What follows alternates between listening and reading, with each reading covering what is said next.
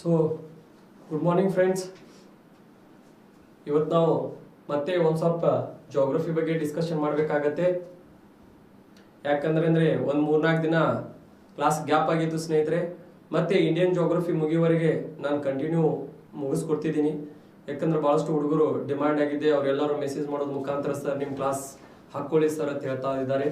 ಹಾಗಾದ್ರೆ ಸ್ನೇಹಿತರೆ ನೆಕ್ಸ್ಟ್ ಏನಂದ್ರೆ ಮತ್ತೆ ಗುರುವಾರ, ಶುಕ್ರವಾರ, ಶನಿವಾರ 3 ದಿನ ಮತ್ತೆ ನನ್ನ ಕ್ಲಾಸ್ ಇರುತ್ತೆ. ಗುರುವಾರ, ಶುಕ್ರವಾರ, ಶನಿವಾರ ಇವತ್ತೊಂದು ದಿನ, ನೆಕ್ಸ್ಟ್ ಗುರುವಾರ, ಶುಕ್ರವಾರ, ಶನಿವಾರ ತನಕ ಕ್ಲಾಸ್ ಇರುತ್ತೆ. ಸೊ ಅವಾಗೂ ಕೂಡ ನಾವು ಡಿಸ್ಕಷನ್ ಮಾಡೋಣ. ಸೊ ಈಗ ನಾವು ಭಾರತದ ಒಂದು ಇಂಡಿಯನ್ ಜೋಗ್ರಫಿ ನಾವು ಸ್ಟಡಿ ಮಾಡ್ತಾ ಇದ್ದೇವೆ. ಇದರೊಳಗೆ ಇವತ್ತು ನಾವು ಏನ್ ಮಾಡ್ಬೇಕಾಗಿದೆ ಅಂದ್ರೆ ಟ್ರಾನ್ಸ್ಪೋರ್ಟೇಷನ್ ಬಗ್ಗೆ ನಾವು ಸ್ಟಡಿ ಮಾಡಬೇಕಾಗಿದೆ. ಹೌದಾ, ಸಾರಿಗೆ ಬಗ್ಗೆ ನಾವು ಸ್ಟಡಿ ಮಾಡಬೇಕಾಗಿದೆ ಸ್ನೇಹಿತರೆ. ಹಾಗಾದ್ರೆ ಈ ಸಾರಿಗೆ ಅಂದ್ರೆ ಏನು?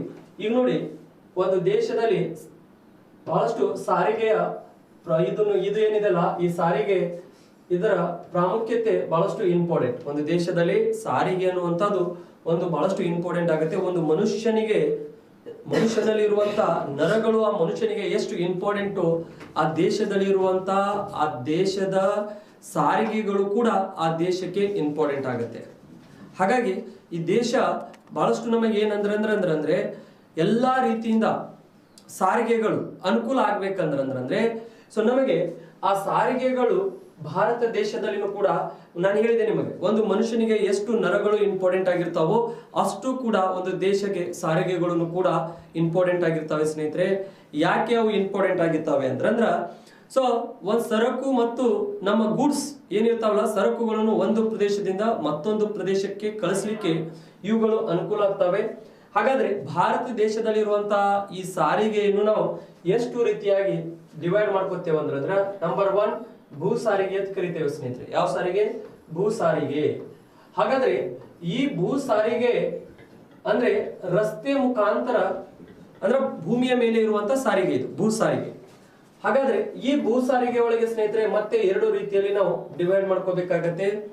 ಒಂದು ರಸ್ತೆ, ಯಾವುದು? ಒಂದು ರಸ್ತೆ ಸಾರಿಗೆ. ಯಾವ ಸಾರಿಗೆ? ಒಂದು ರಸ್ತೆ ಸಾರಿಗೆ. ಇನ್ನೊಂದು ನಾವು ರೈಲು ಸಾರಿಗೆ ಅಂತ ಕರಿತೇವೆ. ಯಾವುದು? ರೈಲು ಸಾರಿಗೆ. ಹೌದಾ? ಒಂದು ರಸ್ತೆ ಸಾರಿಗೆ ಆಗಿರ್ಬೋದು, ಇನ್ನೊಂದು ನಮಗೆ ರೈಲು ಸಾರಿಗೆ.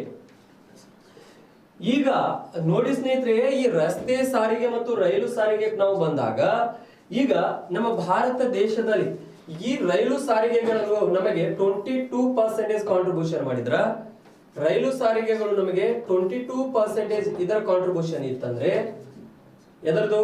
ರೈಲು ಸಾರಿಗೆ 22% ಕಾಂಟ್ರಿಬ್ಯೂಷನ್ ಇದ್ರೆ ರಸ್ತೆ ಸಾರಿಗೆದು 60% ನಮಗೆ ಕಾಂಟ್ರಿಬ್ಯೂಷನ್ ಇರುತ್ತೆ. ಹೌದಾ? ಈಗ ಈ ರೀತಿ ನಮಗೆ ಕಾಂಟ್ರಿಬ್ಯೂಷನ್ ಇದ್ದಾಗ ಒಂದು ರಸ್ತೆ ಸಾರಿಗೆ ನೋಡಿದ್ದೇವೆ, ಇನ್ನೊಂದು ಯಾವುದು? ನಾವು ರೈಲು ಸಾರಿಗೆ. ಸೊ ಹಾಗಾದ್ರೆ ಈ ಕಾಂಟ್ರಿಬ್ಯೂಷನ್ ಪ್ರಕಾರ ನಾವು ಒಂದ್ ಸ್ವಲ್ಪ ಸ್ಟಡಿ ಮಾಡಿದಾಗ ಸ್ನೇಹಿತರೆ ನೆಕ್ಸ್ಟ್ ಇನ್ನ ಒಂದು ಟೈಪ್ ಬರುತ್ತೆ ನಮಗೆ. ಯಾವ್ದು ಬರುತ್ತೆ ಅಂದ್ರೆ ಜಲ ಸಾರಿಗೆ ಬರುತ್ತೆ. ಯಾವ ಸಾರಿಗೆ? ಜಲ ಸಾರಿಗೆ. ಈಗ ಈ ಜಲ ಸಾರಿಗೆ ಒಳಗೆ ಮತ್ತೆ ನಾವು ಏನ್ ಮಾಡ್ಕೋತೇವೆ ಅಂದ್ರೆ ಸ್ನೇಹಿತರೆ 2 ರೀತಿಯಲ್ಲಿ ನಾವು ಮಾಡ್ಕೋತೇವೆ, ಡಿವೈಡ್ ಮಾಡ್ಕೋತೇವೆ. ಈ ಜಲ ಸಾರಿಗೆ ಒಳಗೆ ಒಂದು ಒಳನಾಡಿನ ಜಲ ಸಾರಿಗೆ. ಈ ಒಳನಾಡಿನ ಜಲ ಸಾರಿಗೆ ಅಂದ್ರ ಇನ್ಲ್ಯಾಂಡ್ ವಾಟರ್ ವೇ ಅಂತ ಕರಿತೇವೆ. ಏನಂತ ಕರಿತೇವೆ? Inland water way. ಒಳನಾಡಿನ ಜಲ ಸಾರಿಗೆಗಳು ಸ್ನೇಹಿತರೆ ಇವೆಲ್ಲಿ ನಡೀತಾವಂದ್ರ ಒಂದು ದೇಶದ ಗಡಿಯ ಒಳಗೆ ನಡೆಯುವಂತದ್ದು. ಹೌದಾ? ಒಂದು ದೇಶದ ಗಡಿಯ ಒಳಗೆ ನಡೆಯುವಂತ ಜಲ ಸಾರಿಗೆಗೆ ನಾವು ಒಳನಾಡಿನ ಜಲ ಸಾರಿಗೆ ಅಂತ ಕರಿತೇವೆ. ಹಾಗಾದ್ರೆ ಒಂದು ದೇಶದ ಗಡಿಯ ಒಳಗೆ ಇವು ನಡೀತಾವೆ ಅಂದ್ರೆ ಎದರೊಳಗೆ ನಡೀತಾವೆ? ನದಿಗಳ ಒಳಗ. ಎದರೊಳಗೆ ನಡೀತಾವೆ ಇವು? ನದಿ. ಹೌದಾ? ಈ ಸಾರಿಗೆ ಎದರ ಒಳಗೆ ನಡೆಯುತ್ತೆ ಅಂದ್ರ ನದಿ ಒಳಗೆ ನಡೆಯುತ್ತೆ. ಹೌದಾ? ಒಳನಾಡಿನ ಜಲ ಸಾರಿಗೆ ಒಂದು ದೇಶದ ಗಡಿಯ ಒಳಗೆ ನಡೆಯುವಂತ ಸಾರಿಗೆ. ಹಾಗಾದ್ರೆ ಒಂದು ದೇಶದ ಗಡಿಯೊಳಗೆ ಎದರೊಳಗೆ ನಡೆಯುತ್ತೆ ಅಂದ್ರ ನದಿ ಒಳಗ. ಹೌದಾ? ರಿವರ್ ಒಳಗ. ಸೊ ನೆಕ್ಸ್ಟ್ ಮತ್ತೆ ಈ ಸಾರಿಗೆ ಒಳಗೆ ನಮಗೆ ಮತ್ತೆ ಯಾವ ಸಾರಿಗೆ ಇದೆ ಅಂದ್ರ ಸಾಗರಿಕ ಸಾರಿಗೆ. ಸಾಗರಿಕ ಸಾರಿಗೆ. ಯಾವ ಸಾರಿಗೆ? ಸಾಗರಿಕ ಸಾರಿಗೆ ಅಂತ ಕರಿತೇವೆ ಸ್ನೇಹಿತರೆ. ಯಾವ ಸಾರಿಗೆ? ಸಾಗರಿಕ ಸಾರಿಗೆ. ಈಗ ಈ ಸಾಗರಿಕ ಸಾರಿಗೆ ಇದು ಎದರಲ್ಲಿ ನಡೆಯುತ್ತೆ ಅಂದ್ರ ಸಾಗರಿಕ ಸಾರಿಗೆ ಅನ್ನುವಂಥದ್ದು ಈ ಸಾರಿಗೆ ಸ್ನೇಹಿತರೆ ಇದು ನಮಗೆ ಸೊ ಸಾಗರದ ಒಳಗೆ, ಎದರ ಒಳಗೆ ನಡೆಯುತ್ತೆ? ಇದು ಸಾಗರ. ಅಂದ್ರೆ ಒಂದು ದೇಶದಿಂದ ಮತ್ತೊಂದು ದೇಶದ ಕಡೆಗೆ ಹೋಗ್ಬೇಕಂದ್ರ ಹಡಗುಗಳು ಹೋಗ್ತಿರ್ತಾವೆ. ಈ ಸಾಗರ ಮುಖಾಂತರ ನಡೆಯುವಂತ ಸಾರಿಗೆಗೆ ನಾವು ಏನಂತ ಕರಿತೇವೆ ಅಂದ್ರ ಸೊ ಯಾವ ಸಾರಿಗೆ ಅಂತ ಕರೆದೇವೆ ನಾವು ಇದಕ್ಕ ಓಷನ್ ಅಂದ್ರ ಓಷನ್ಗಳ ಮುಖಾಂತರ ಸಾಗರಗಳ ಮುಖಾಂತರ ನಡೆಯುವಂತ ಒಂದು ಸಾರಿಗೆ. ಸೊ ಈಗ ಈ ಜಲ ಸಾರಿಗೆಯಿಂದ ನಮಗೆ ಎಷ್ಟು ಪರ್ಸೆಂಟೇಜ್ ಕಾಂಟ್ರಿಬ್ಯೂಷನ್ ಇದೆ ಅಂದ್ರೆ ಸ್ನೇಹಿತರೆ 10% ಕಾಂಟ್ರಿಬ್ಯೂಷನ್ ಇದೆ. ಎಷ್ಟು? 10%. ಹೌದಾ? ಎಷ್ಟು ಪರ್ಸೆಂಟೇಜ್ ಕಾಂಟ್ರಿಬ್ಯೂಷನ್ ಇದೆ ಅಂತ ಹೇಳ್ಬೋದು ನಾವು. 10% ಇದರಿಂದ ನಮಗೆ ಕಾಂಟ್ರಿಬ್ಯೂಷನ್ ಇದೆ ಅಂದ್ರ ಈಗ ಜಲ ಸಾರಿಗೆನೂ ಕೂಡ ನಮಗೆ ಏನಂದ್ರ ಇದನ್ನು ಅನುಕೂಲ ಆಗತ್ತೆ ಸ್ನೇಹಿತರೆ. ಹಾಗಾದ್ರೆ ನಮ್ಮ ಕ್ವಶನ್ಸ್ ಕೇಳ್ತಾರೆ, ಅತ್ಯಂತ ಕಡಿಮೆ ವೆಚ್ಚದಾಯಕ ಸಾರಿಗೆ ಯಾವುದಂದ್ರ ಜಲ ಸಾರಿಗೆ ಸ್ನೇಹಿತರೆ. ಯಾವ ಸಾರಿಗೆ? ಈ ಜಲ ಸಾರಿಗೆ ಏನಿದೆಯಲ್ಲ ಅತ್ಯಂತ ಜಲ ಸಾರಿಗೆ, ಈ ಜಲ ಸಾರಿಗೆ ಅನ್ನುವಂಥದ್ದು ಅತಿ ಕಡಿಮೆ ವೆಚ್ಚದಲ್ಲಿ ನಡೆಯುವಂತ ಸಾರಿಗೆ ಇದು. ಯಾಕಂದ್ರೆ ರೋಡ್ ಕನ್ಸ್ಟ್ರಕ್ಷನ್ ಮಾಡ್ಬೇಕಂತ ಕಲ್ಪನೆ ಬರುವುದಿಲ್ಲ, ಅಥವಾ ಏನಾದ್ರೂ ಈಗ ನೋಡ್ರಿ ಈಗ ರಸ್ತೆ ಸಾರಿಗೆ ಮಾಡ್ಬೇಕಂದ್ರೆ ರಸ್ತೆಗಳು ಗುಡ್ಡಗಾಡುಗಳನ್ನು ಅದನ್ನು ಕಟ್ ಮಾಡಿ, ಗುಡ್ಡ ಪ್ರದೇಶಗಳನ್ನು ಕಟ್ ಮಾಡಿ ರಸ್ತೆಗಳು ಮಾಡ್ಬೇಕಾಗತ್ತೆ. ಎಷ್ಟೊಂದು ಖರ್ಚಾಗತ್ತೆ. ಈಗ ನೀರಿನೊಳಗೆ ಏನ್ ಖರ್ಚಾಗತ್ತೆ ರೀ? ರಸ್ತೆ ಅಂದ್ರೆ ನೀರಿನೊಳಗಡೆಗೆ ಆರಾಮ್ಸೆ ಹಡಗುಗಳನ್ನು ಮೂವ್ ಮಾಡಬಹುದು. ಹಾಗಾಗಿ ಬರೀ ಹಡಗುಗಳನ್ನು ನಿರ್ಮಾಣ ಮಾಡ್ಲಿಕ್ಕೆ ಮಾತ್ರ ಖರ್ಚಾಗತ್ತೆ. ಉಳಿದಂತದ್ದು ಯಾವುದೇ ರೀತಿಯಲ್ಲಿ ಅದರಲ್ಲಿ ಜಾಸ್ತಿ ಖರ್ಚು ಬರುವುದಿಲ್ಲ. ಈ ರೈಲು ಸಾರಿಗೆ ಮಾಡ್ಲಿಕ್ಕೆ ಖರ್ಚು ಬರುತ್ತೆ ಜಾಸ್ತಿ, ರಸ್ತೆ ಸಾರಿಗೆ ಮಾಡ್ಲಿಕ್ಕೆ ಖರ್ಚು ಬರುತ್ತೆ. ಬಟ್ ಯಾವ ಸಾರಿಗೆ ಮಾಡ್ಲಿಕ್ಕೆ ಖರ್ಚು ಬರುವುದಿಲ್ಲ? ಜಲ ಸಾರಿಗೆ ಮಾಡ್ಲಿಕ್ಕೆ ಖರ್ಚು ಬರುವುದಿಲ್ಲ. ಹಾಗಾಗಿ ಅತಿ ಕಡಿಮೆ ವೆಚ್ಚದಲ್ಲಿ ನಡೆಯುವಂತ ಏನಾಗಿದೆ ಅಂದ್ರ ಇದು ಒಂದು ಸಾರಿಗೆ ಆಗಿದೆ ಸ್ನೇಹಿತರೆ. ಹಾಗಾಗಿ ಇದನ್ನು ಕೂಡ ನಾವು ನೆನಪಿಟ್ಕೋಬೇಕಾಗತ್ತೆ. ಈ 1 by 1 ನಾವು ಎಲ್ಲಾನು ಕೂಡ ಡಿಸ್ಕಷನ್ ಮಾಡೋಣ. ಹೌದಾ? ಪ್ರತಿಯೊಂದು ನಾನು ಡಿಸ್ಕಷನ್ ಮಾಡಿ ಕೊಡ್ತೀನಿ. ನೆಕ್ಸ್ಟ್ ಇನ್ನ ಒಂದು ಸಾರಿಗೆ ಬರುತ್ತೆ ನಮಗೆ. ಯಾವ ಸಾರಿಗೆ ಇದೆ ಅಂದ್ರೆ ಸ್ನೇಹಿತರೆ ವಾಯು ಸಾರಿಗೆ ಅಂತ ಕರಿತೇವೆ. ಯಾವ ಸಾರಿಗೆ? ವಾಯು ಸಾರಿಗೆ. ಹಾಗಾದ್ರೆ ಈಗ ಬರುವಂತದ್ದು ನಮಗೆ ಯಾವ ಸಾರಿಗೆ ಅಂದ್ರ ಈ ವಾಯು ಸಾರಿಗೆ. ಈ ವಾಯು ಸಾರಿಗೆ ಕಡೆಗೆ ಬಂದಾಗ ಯಾವ ಸಾರಿಗೆ? ವಾಯು ಸಾರಿಗೆ ಸ್ನೇಹಿತರೆ. ಹಾಗಾದ್ರೆ ಈ ವಾಯು ಸಾರಿಗೆ ಒಳಗ ಎದರ ಮುಖಾಂತರ ನಡೆಯುವಂತ ಸಾರಿಗೆ ಅಂದ್ರೆ ಇದು ವಿಮಾನಗಳ ಮುಖಾಂತರ ನಡೆಯುವಂತ ಸಾರಿಗೆ. ಇದು ಎದರ ಮುಖಾಂತರ? ವಿಮಾನಗಳ ಮುಖಾಂತರ ನಡೆಯುವಂತ ಸಾರಿಗೆ. ಎದರ ಮುಖಾಂತರ? ವಿಮಾನಗಳ ಮುಖಾಂತರ ನಡೆಯುವಂತ ಸಾರಿಗೆಗೆ ನಾವು ವಾಯು ಸಾರಿಗೆ ಅಂತ ಕರಿತೇವೆ ಸ್ನೇಹಿತರೆ. ಯಾವ ಸಾರಿಗೆ? ವಾಯು ಸಾರಿಗೆ. ವಿಮಾನಗಳ ಮುಖಾಂತರ ನಡೆಯುವಂತ ಸಾರಿಗೆ ಇದು. ಹಾಗಾದ್ರೆ ಈ ಸಾರಿಗೆಯಿಂದ ನಮಗೆ 5% ಏನಿದೆ ಅಂದ್ರ ಕಾಂಟ್ರಿಬ್ಯೂಷನ್ ಇದೆ ಸ್ನೇಹಿತರೆ. ಎಷ್ಟು? 5% ಕಾಂಟ್ರಿಬ್ಯೂಷನ್ ಇದೆ. ಯಾವುದು? 5%. ಹಾಗಾಗಿ ಈಗ ಇಷ್ಟೆಲ್ಲ ಈ ಟೈಪ್ಸ್ ಇದಾವೆ ಸಾರಿಗೆಗಳಲ್ಲಿ. ಇವೆಲ್ಲ ಟೈಪ್ಸ್ ಗಳನ್ನು ನಾವು 1 by 1 ಏನ್ ಮಾಡ್ಕೋತ ಬರ್ಬೇಕಾಗತ್ತೆ ಅಂದ್ರ ಇಲ್ಲಿ ನಾವು ಡಿಸ್ಕಷನ್ ಮಾಡ್ಬೇಕಾಗತ್ತೆ ಸ್ನೇಹಿತರೆ. ಹಾಗಾದ್ರೆ ಇವುಗಳನ್ನು ನಾವು ಡಿಸ್ಕಷನ್ ಮಾಡ್ಬೇಕಂದ್ರ ಸೊ ಫಸ್ಟಿಗೆ ನಾವು ಈಸಿ ಇರುವಂತ ಸಾರಿಗೆದಿಂದ ಹೋಗೋಣ. ಯಾಕಂದ್ರೆ ನಿಮ್ಗೂ ಕೂಡ ಒಂದ್ ಸ್ವಲ್ಪ ಈಸಿ ಮಾಡ್ಕೊಡ್ಬೇಕಾಗತ್ತಲ್ಲ, ಅದಕ್ಕ ಸೊ ಈಸಿ ಇರ್ಲಿ ಯಾವುದೇ ಇರ್ಲಿ ನಾವು ಏನಂದ್ರೆ ಈ 3 ಸಾರಿಗೆಗಳನ್ನು ನಾನು ಹೇಳಿದೆ. ಇಲ್ಲಿ ಒಂದು ಯಾವ ಸಾರಿಗೆ ಇದೆ ನಮಗೆ ಇಲ್ಲಿ? ಸೊ ಇಲ್ಲಿ ನಾನು ಭೂ ಸಾರಿಗೆ ಅಂತ ಹೇಳಿದೆ. ಭೂ ಸಾರಿಗೆ ಆದ ನಂತರ ಜಲ ಸಾರಿಗೆ, ಜಲ ಸಾರಿಗೆ ಆದ ನಂತರ ನಮಗೆ ಈ ವಾಯು ಸಾರಿಗೆ ಅಂತ ಹೇಳಿದೆ. ಈಗ ನಾವು ಯಾವ ಸಾರಿಗೆದಿಂದ ಸ್ಟಾರ್ಟ್ ಮಾಡೋಣ ಅಂದ್ರೆ ಈ ವಾಯು ಸಾರಿಗೆದಿಂದ ನಾವು ಸ್ಟಾರ್ಟ್ ಮಾಡೋಣ. ನಂತರ ಜಲ ಸಾರಿಗೆ ನೋಡೋಣ, ನಂತರ ಸೊ ಭೂ ಸಾರಿಗೆಯನ್ನು ನಾವು ಸ್ಟಡಿ ಮಾಡೋಣ ಅಂತ ಸ್ನೇಹಿತರೆ. ಈಗ ವಾಯು ಸಾರಿಗೆ ಇದನ್ನ ನಾವು ಅಬ್ಸರ್ವೇಷನ್ ಮಾಡಿದಾಗ ಸ್ನೇಹಿತರೆ ಇಲ್ಲಿ ನಾವು ಈ ವಾಯು ಸಾರಿಗೆ ಯಾವ ಒಂದು ಇಲಾಖೆ ಅಡಿ ಬರುತ್ತೆ ಅಂದ್ರ civil aviation department. Civil aviation department ಅಂದ್ರ ಸ್ನೇಹಿತರೆ ನಾಗರಿಕ ವಿಮಾನಯಾನ ಇಲಾಖೆ ಅಡಿಯಲ್ಲಿ ಇದು ಬರುತ್ತೆ. ನಾಗರಿಕ ಯಾವುದು? ನಾಗರಿಕ ವಿಮಾನ. ಹೌದಾ? ನಾಗರಿಕ ವಿಮಾನಯಾನ. ಹೌದಾ? ನಾಗರಿಕ ವಿಮಾನಯಾನ ಇಲಾಖೆ ಏನಿದೆಯಲ್ಲ ಈ ಇಲಾಖೆ ಅಡಿಯಲ್ಲಿ ಬರುವಂತದ್ದು ಇದು. ನಾಗರಿಕ ವಿಮಾನಯಾನ ಇಲಾಖೆ ಅಡಿಯಲ್ಲಿ ಬರುವಂತ ಸಾರಿಗೆಗೆ ನಾವು ಏನಂತ ಕರಿತೇವೆ ಅಂದ್ರೆ ಸ್ನೇಹಿತರೆ ನಾಗರಿಕ ವಿಮಾನಯಾನ ಇಲಾಖೆ ಅಡಿಯಲ್ಲಿ ಬರುವಂತ ಸಾರಿಗೆ ವಾಯು ಸಾರಿಗೆ ಅಂತ ಕರಿತೇವೆ. ಸೊ ಈ ವಾಯು ಸಾರಿಗೆಯಲ್ಲಿ ನಮಗೆ ಈ 2015 ಮತ್ತು 16ರಲ್ಲಿ 2015 ಮತ್ತು 16ರಲ್ಲಿ ಇಲ್ಲಿ ಏನ್ ಮಾಡಿರ್ತಾರಂದ್ರ ಉಡಾನ್ ಅನ್ನುವಂತ ಯೋಜನೆಯನ್ನು ತಗೊಂಡು ಬಂದಿರ್ತಾರೆ. ಯಾವುದು? ಉಡಾನ್. ಹೌದಾ?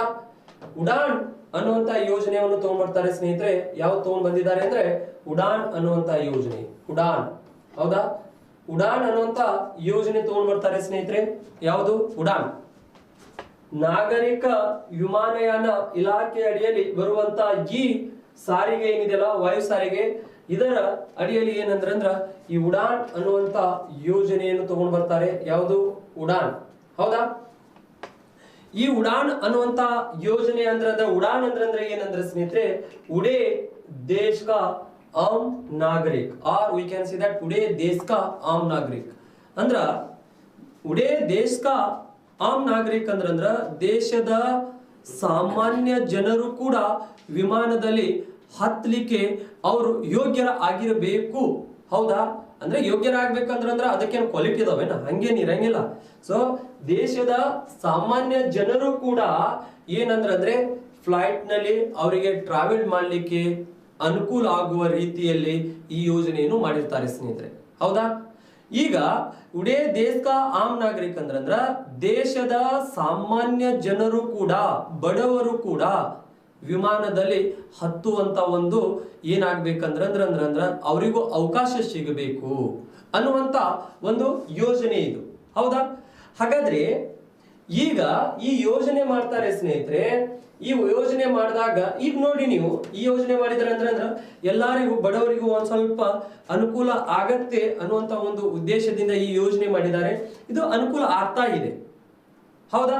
ಸೊ ಈಗ ಈ ಯೋಜನೆ ಅಡಿಯಲ್ಲಿ ಏನ್ ಮಾಡಿರ್ತಾರೆ ಅಂದ್ರ, 1 ಗಂಟೆ ನೀವು ಫ್ಲೈಟ್ ದಲ್ಲಿ ಹತ್ತಿದ್ರೆ 1 ಅವರ್, ಹೌದಾ, 1 ಅವರ್ಸ್ ನಾವು ಫ್ಲೈಟ್ ದಲ್ಲಿ ಕೂತೇವಂದ್ರ ಅವರು ಚಾರ್ಜ್ ಮಾಡೋದು ಎಷ್ಟಂದ್ರ 2500 ರುಪೀಸ್. ಹೌದಾ? 2500 ರುಪೀಸ್ ಆಗತ್ತೆ. 1 ಗಂಟೆ ನಾವು ಫ್ಲೈಟ್ ದಲ್ಲಿ ಟ್ರಾವೆಲ್ ಮಾಡಿದೇವು ಅಂದ್ರ 2500 ರೂಪಾಯಿ ತಗೊಳ್ಳೋದು. ಹೌದಾ? ಸೊ ಕೆಲವೊಂದ್ ಸರ್ತಿ ಈ ಪ್ರೈಸ್ ಏನಂದ್ರ ಇದು 1 ಗಂಟೆಗೆ ಕೆಲವೊಂದ್ ಸರ್ತಿ 5000 6000 ತನೂ ಆಗಿರುತ್ತೆ ಪ್ರೈಸ್.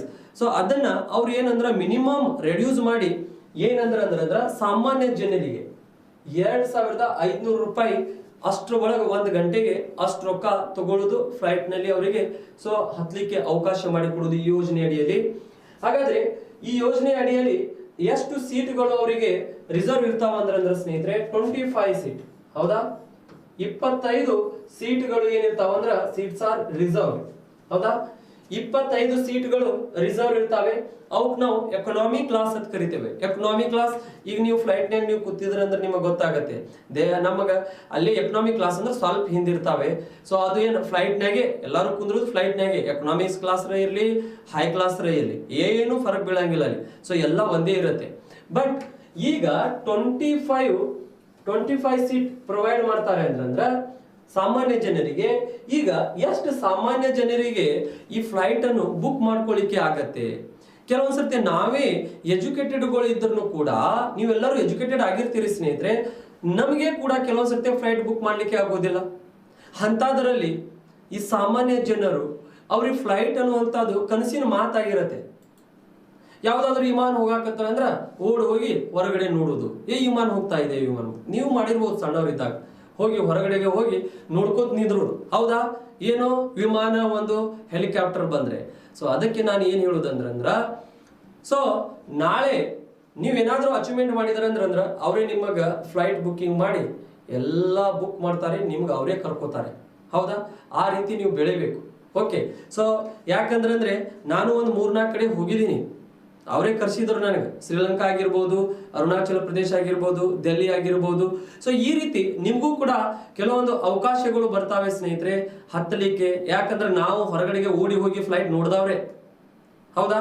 ಇವತ್ತ ಆ ಫ್ಲೈಟ್ ನಲ್ಲಿ ಜರ್ನಿ ಮಾಡಿ ನಮಗೂ ಸಾಕಾಗಿದೆ. ಯಾಕಂದ್ರೆ ಸೊ ಅವಕಾಶಗಳು ಬರ್ತಾವೆ. ಆ ಅವಕಾಶಗಳು ಬಂದಾಗ ನೀವೇನಂದ್ರೆ ಯಾವ ವಯಸ್ಸಲ್ಲಿ ಏನೇನು ಪ್ರಯತ್ನ ಮಾಡಬೇಕು ಅದನ್ನ ಮಾಡಿದೆ ಆದ್ರೆ ಅಂತ ಅವಕಾಶಗಳು ಬಂದೇ ಬರ್ತಾವೆ ಸ್ನೇಹಿತರೆ. ಅದಕ್ಕ ಈ ಉಡಾನ್ ಅನ್ನುವಂತ ಸ್ಕೀಮ್ ಅನ್ನು ನೀವು ನೆನ್ಪಿಟ್ಕೋಬೇಕು. ಈ ಯೋಜನೆ ಅಡಿಯಲ್ಲಿ 25 ಸೀಟು ಸೊ ಸಾಮಾನ್ಯ ಜನರಿಗೆ ಇರುತ್ತೆ. 1 ಗಂಟೆ ಅವರು ಆ ಫ್ಲೈಟ್ ದಲ್ಲಿ ಹಾರಾಟ ಮಾಡಬಹುದು. 2500 ರೂಪಾಯಿ ಅದಕ್ಕೆ ಚಾರ್ಜಸ್ ಆಗತ್ತೆ ಸ್ನೇಹಿತರೆ. ಹಾಗಾದ್ರೆ ಈಗ ಈ ವಿಮಾನ ನಿಲ್ದಾಣಗಳನ್ನು ನಾವು ನೋಡಿ, ಈಗ ನೆಕ್ಸ್ಟ್ ಇಷ್ಟ ಆದ ನಂತರ ಸ್ನೇಹಿತರೆ ಈಗ ಅಂತಾರಾಷ್ಟ್ರೀಯ ವಿಮಾನ ನಿಲ್ದಾಣಗಳ ಬಗ್ಗೆ ನಾವು ಸ್ಟಡಿ ಮಾಡಬೇಕಾಗುತ್ತೆ. ಇಲ್ಲಿಂದ ಕ್ವಶನ್ಸ್ ಏನ್ ಕೇಳ್ತಾರೆ, how they want to question, how they want to ask questions, ಹೌದಾ?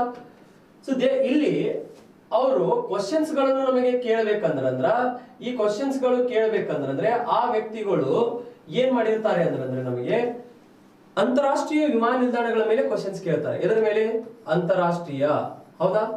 ಅಂತಾರಾಷ್ಟ್ರೀಯ ವಿಮಾನ ನಿಲ್ದಾಣಗಳು ಏನಿರ್ತಾವಲ್ಲ ಅದರ ಮೇಲೆನೆ ಅವ್ರು ನಮಗೆ ಏನಂದ್ರ ಜಾಸ್ತಿ ಕ್ವಶನ್ಸ್ ಗಳನ್ನು ರೈಸ್ ಮಾಡೋದು ಸ್ನೇಹಿತರೆ. ಹಾಗಾಗಿ ಆ ಅಂತಾರಾಷ್ಟ್ರೀಯ ವಿಮಾನಗಳನ್ನು ನಾವು ಇಲ್ಲಿ ಏನ್ ಮಾಡ್ಬೇಕಾಗಿದೆ ಅಂದ್ರ ನೋಡ್ಬೇಕಾಗಿದೆ.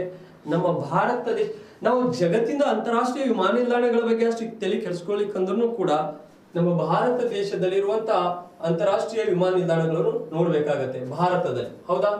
ಈ ಭಾರತದಲ್ಲಿ ಅಂತಾರಾಷ್ಟ್ರೀಯ ವಿಮಾನ ನಿಲ್ದಾಣಗಳು ಇದಾವೆ ಸ್ನೇಹಿತರೆ. ಆ ವಿಮಾನ ನಿಲ್ದಾಣಗಳು ಎಲ್ಲೆಲ್ಲಿದ್ದಾವೆ, ಅದಕ್ಕೆ ಯಾರ್ಯಾರ ಹೆಸರು ಕೊಟ್ಟಿದ್ದಾರೆ ಅನ್ನುವಂಥದ್ದು ಬಹಳಷ್ಟು ಇಂಪಾರ್ಟೆಂಟ್ ಆಗುತ್ತೆ.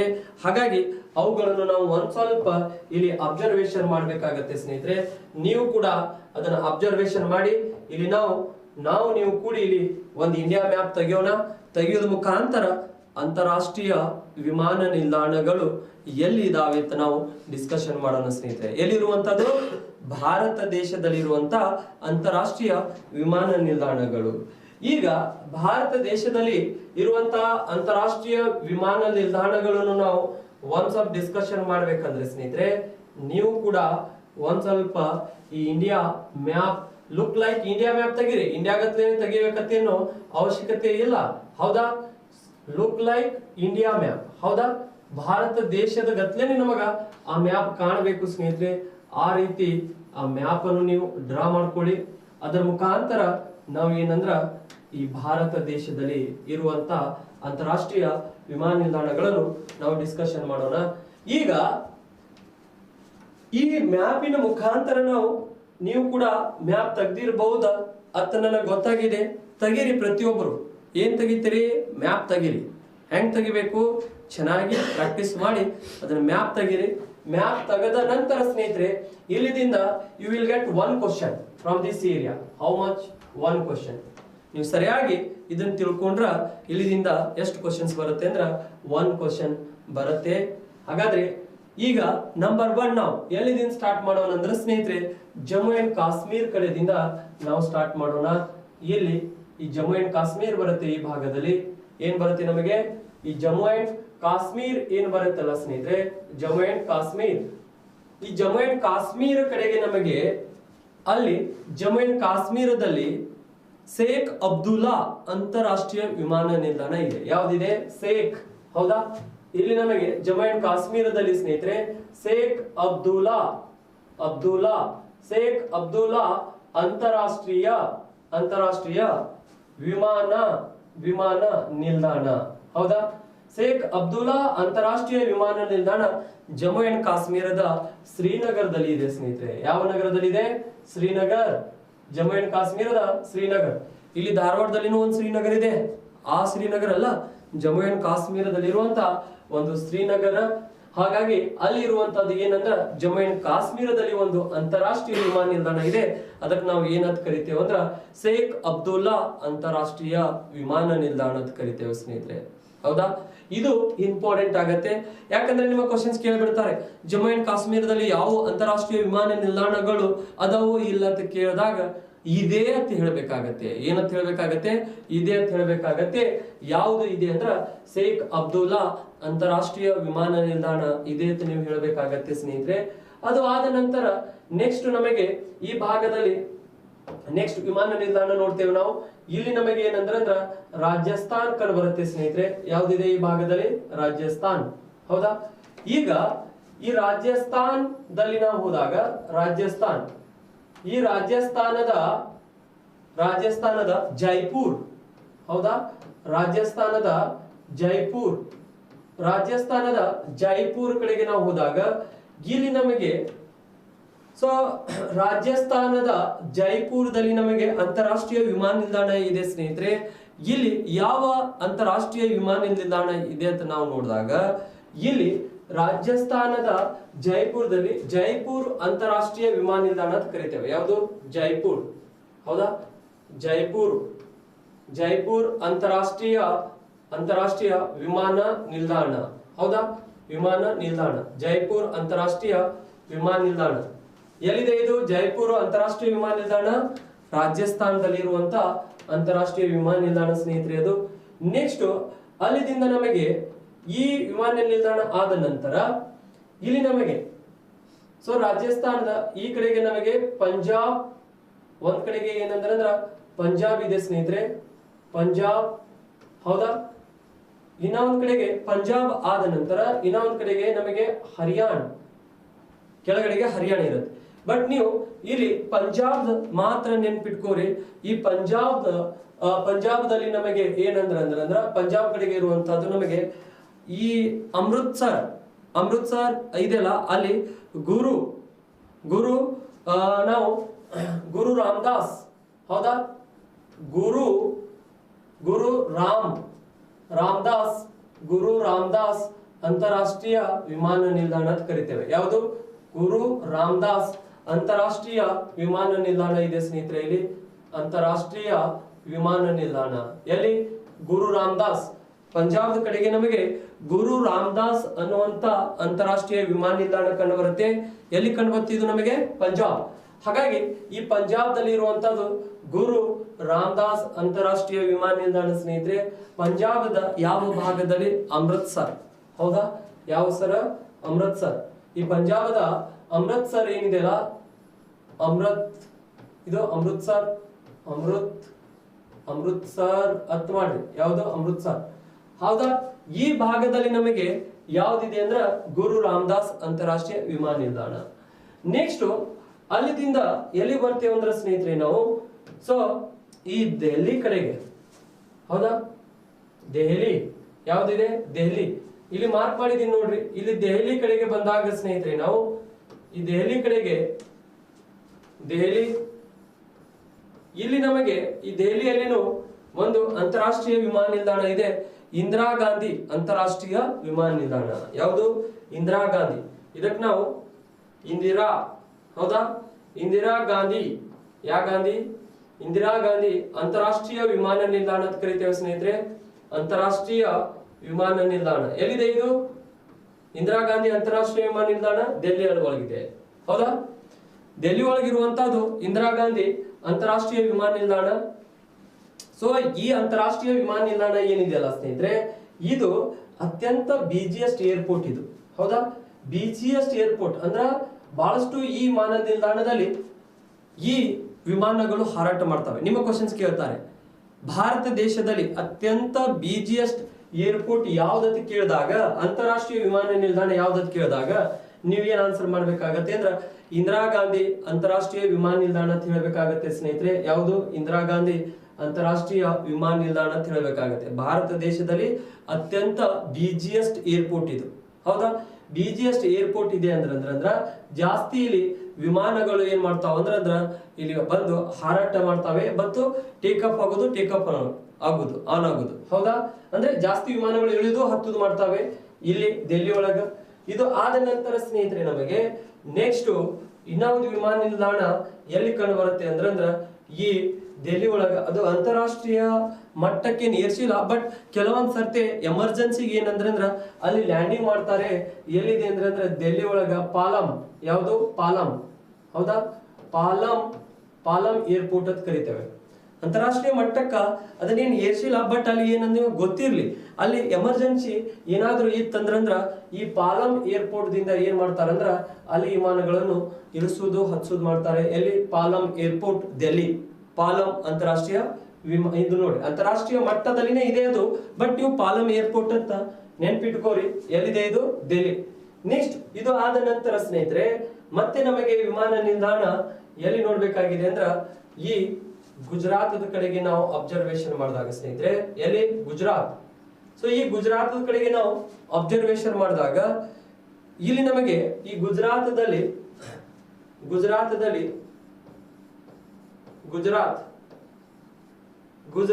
ನಮಗೆ ಯಾವ ವಿಮಾನ ನಿಲ್ದಾಣ ಇದೆ ಅಂದ್ರ V can say that.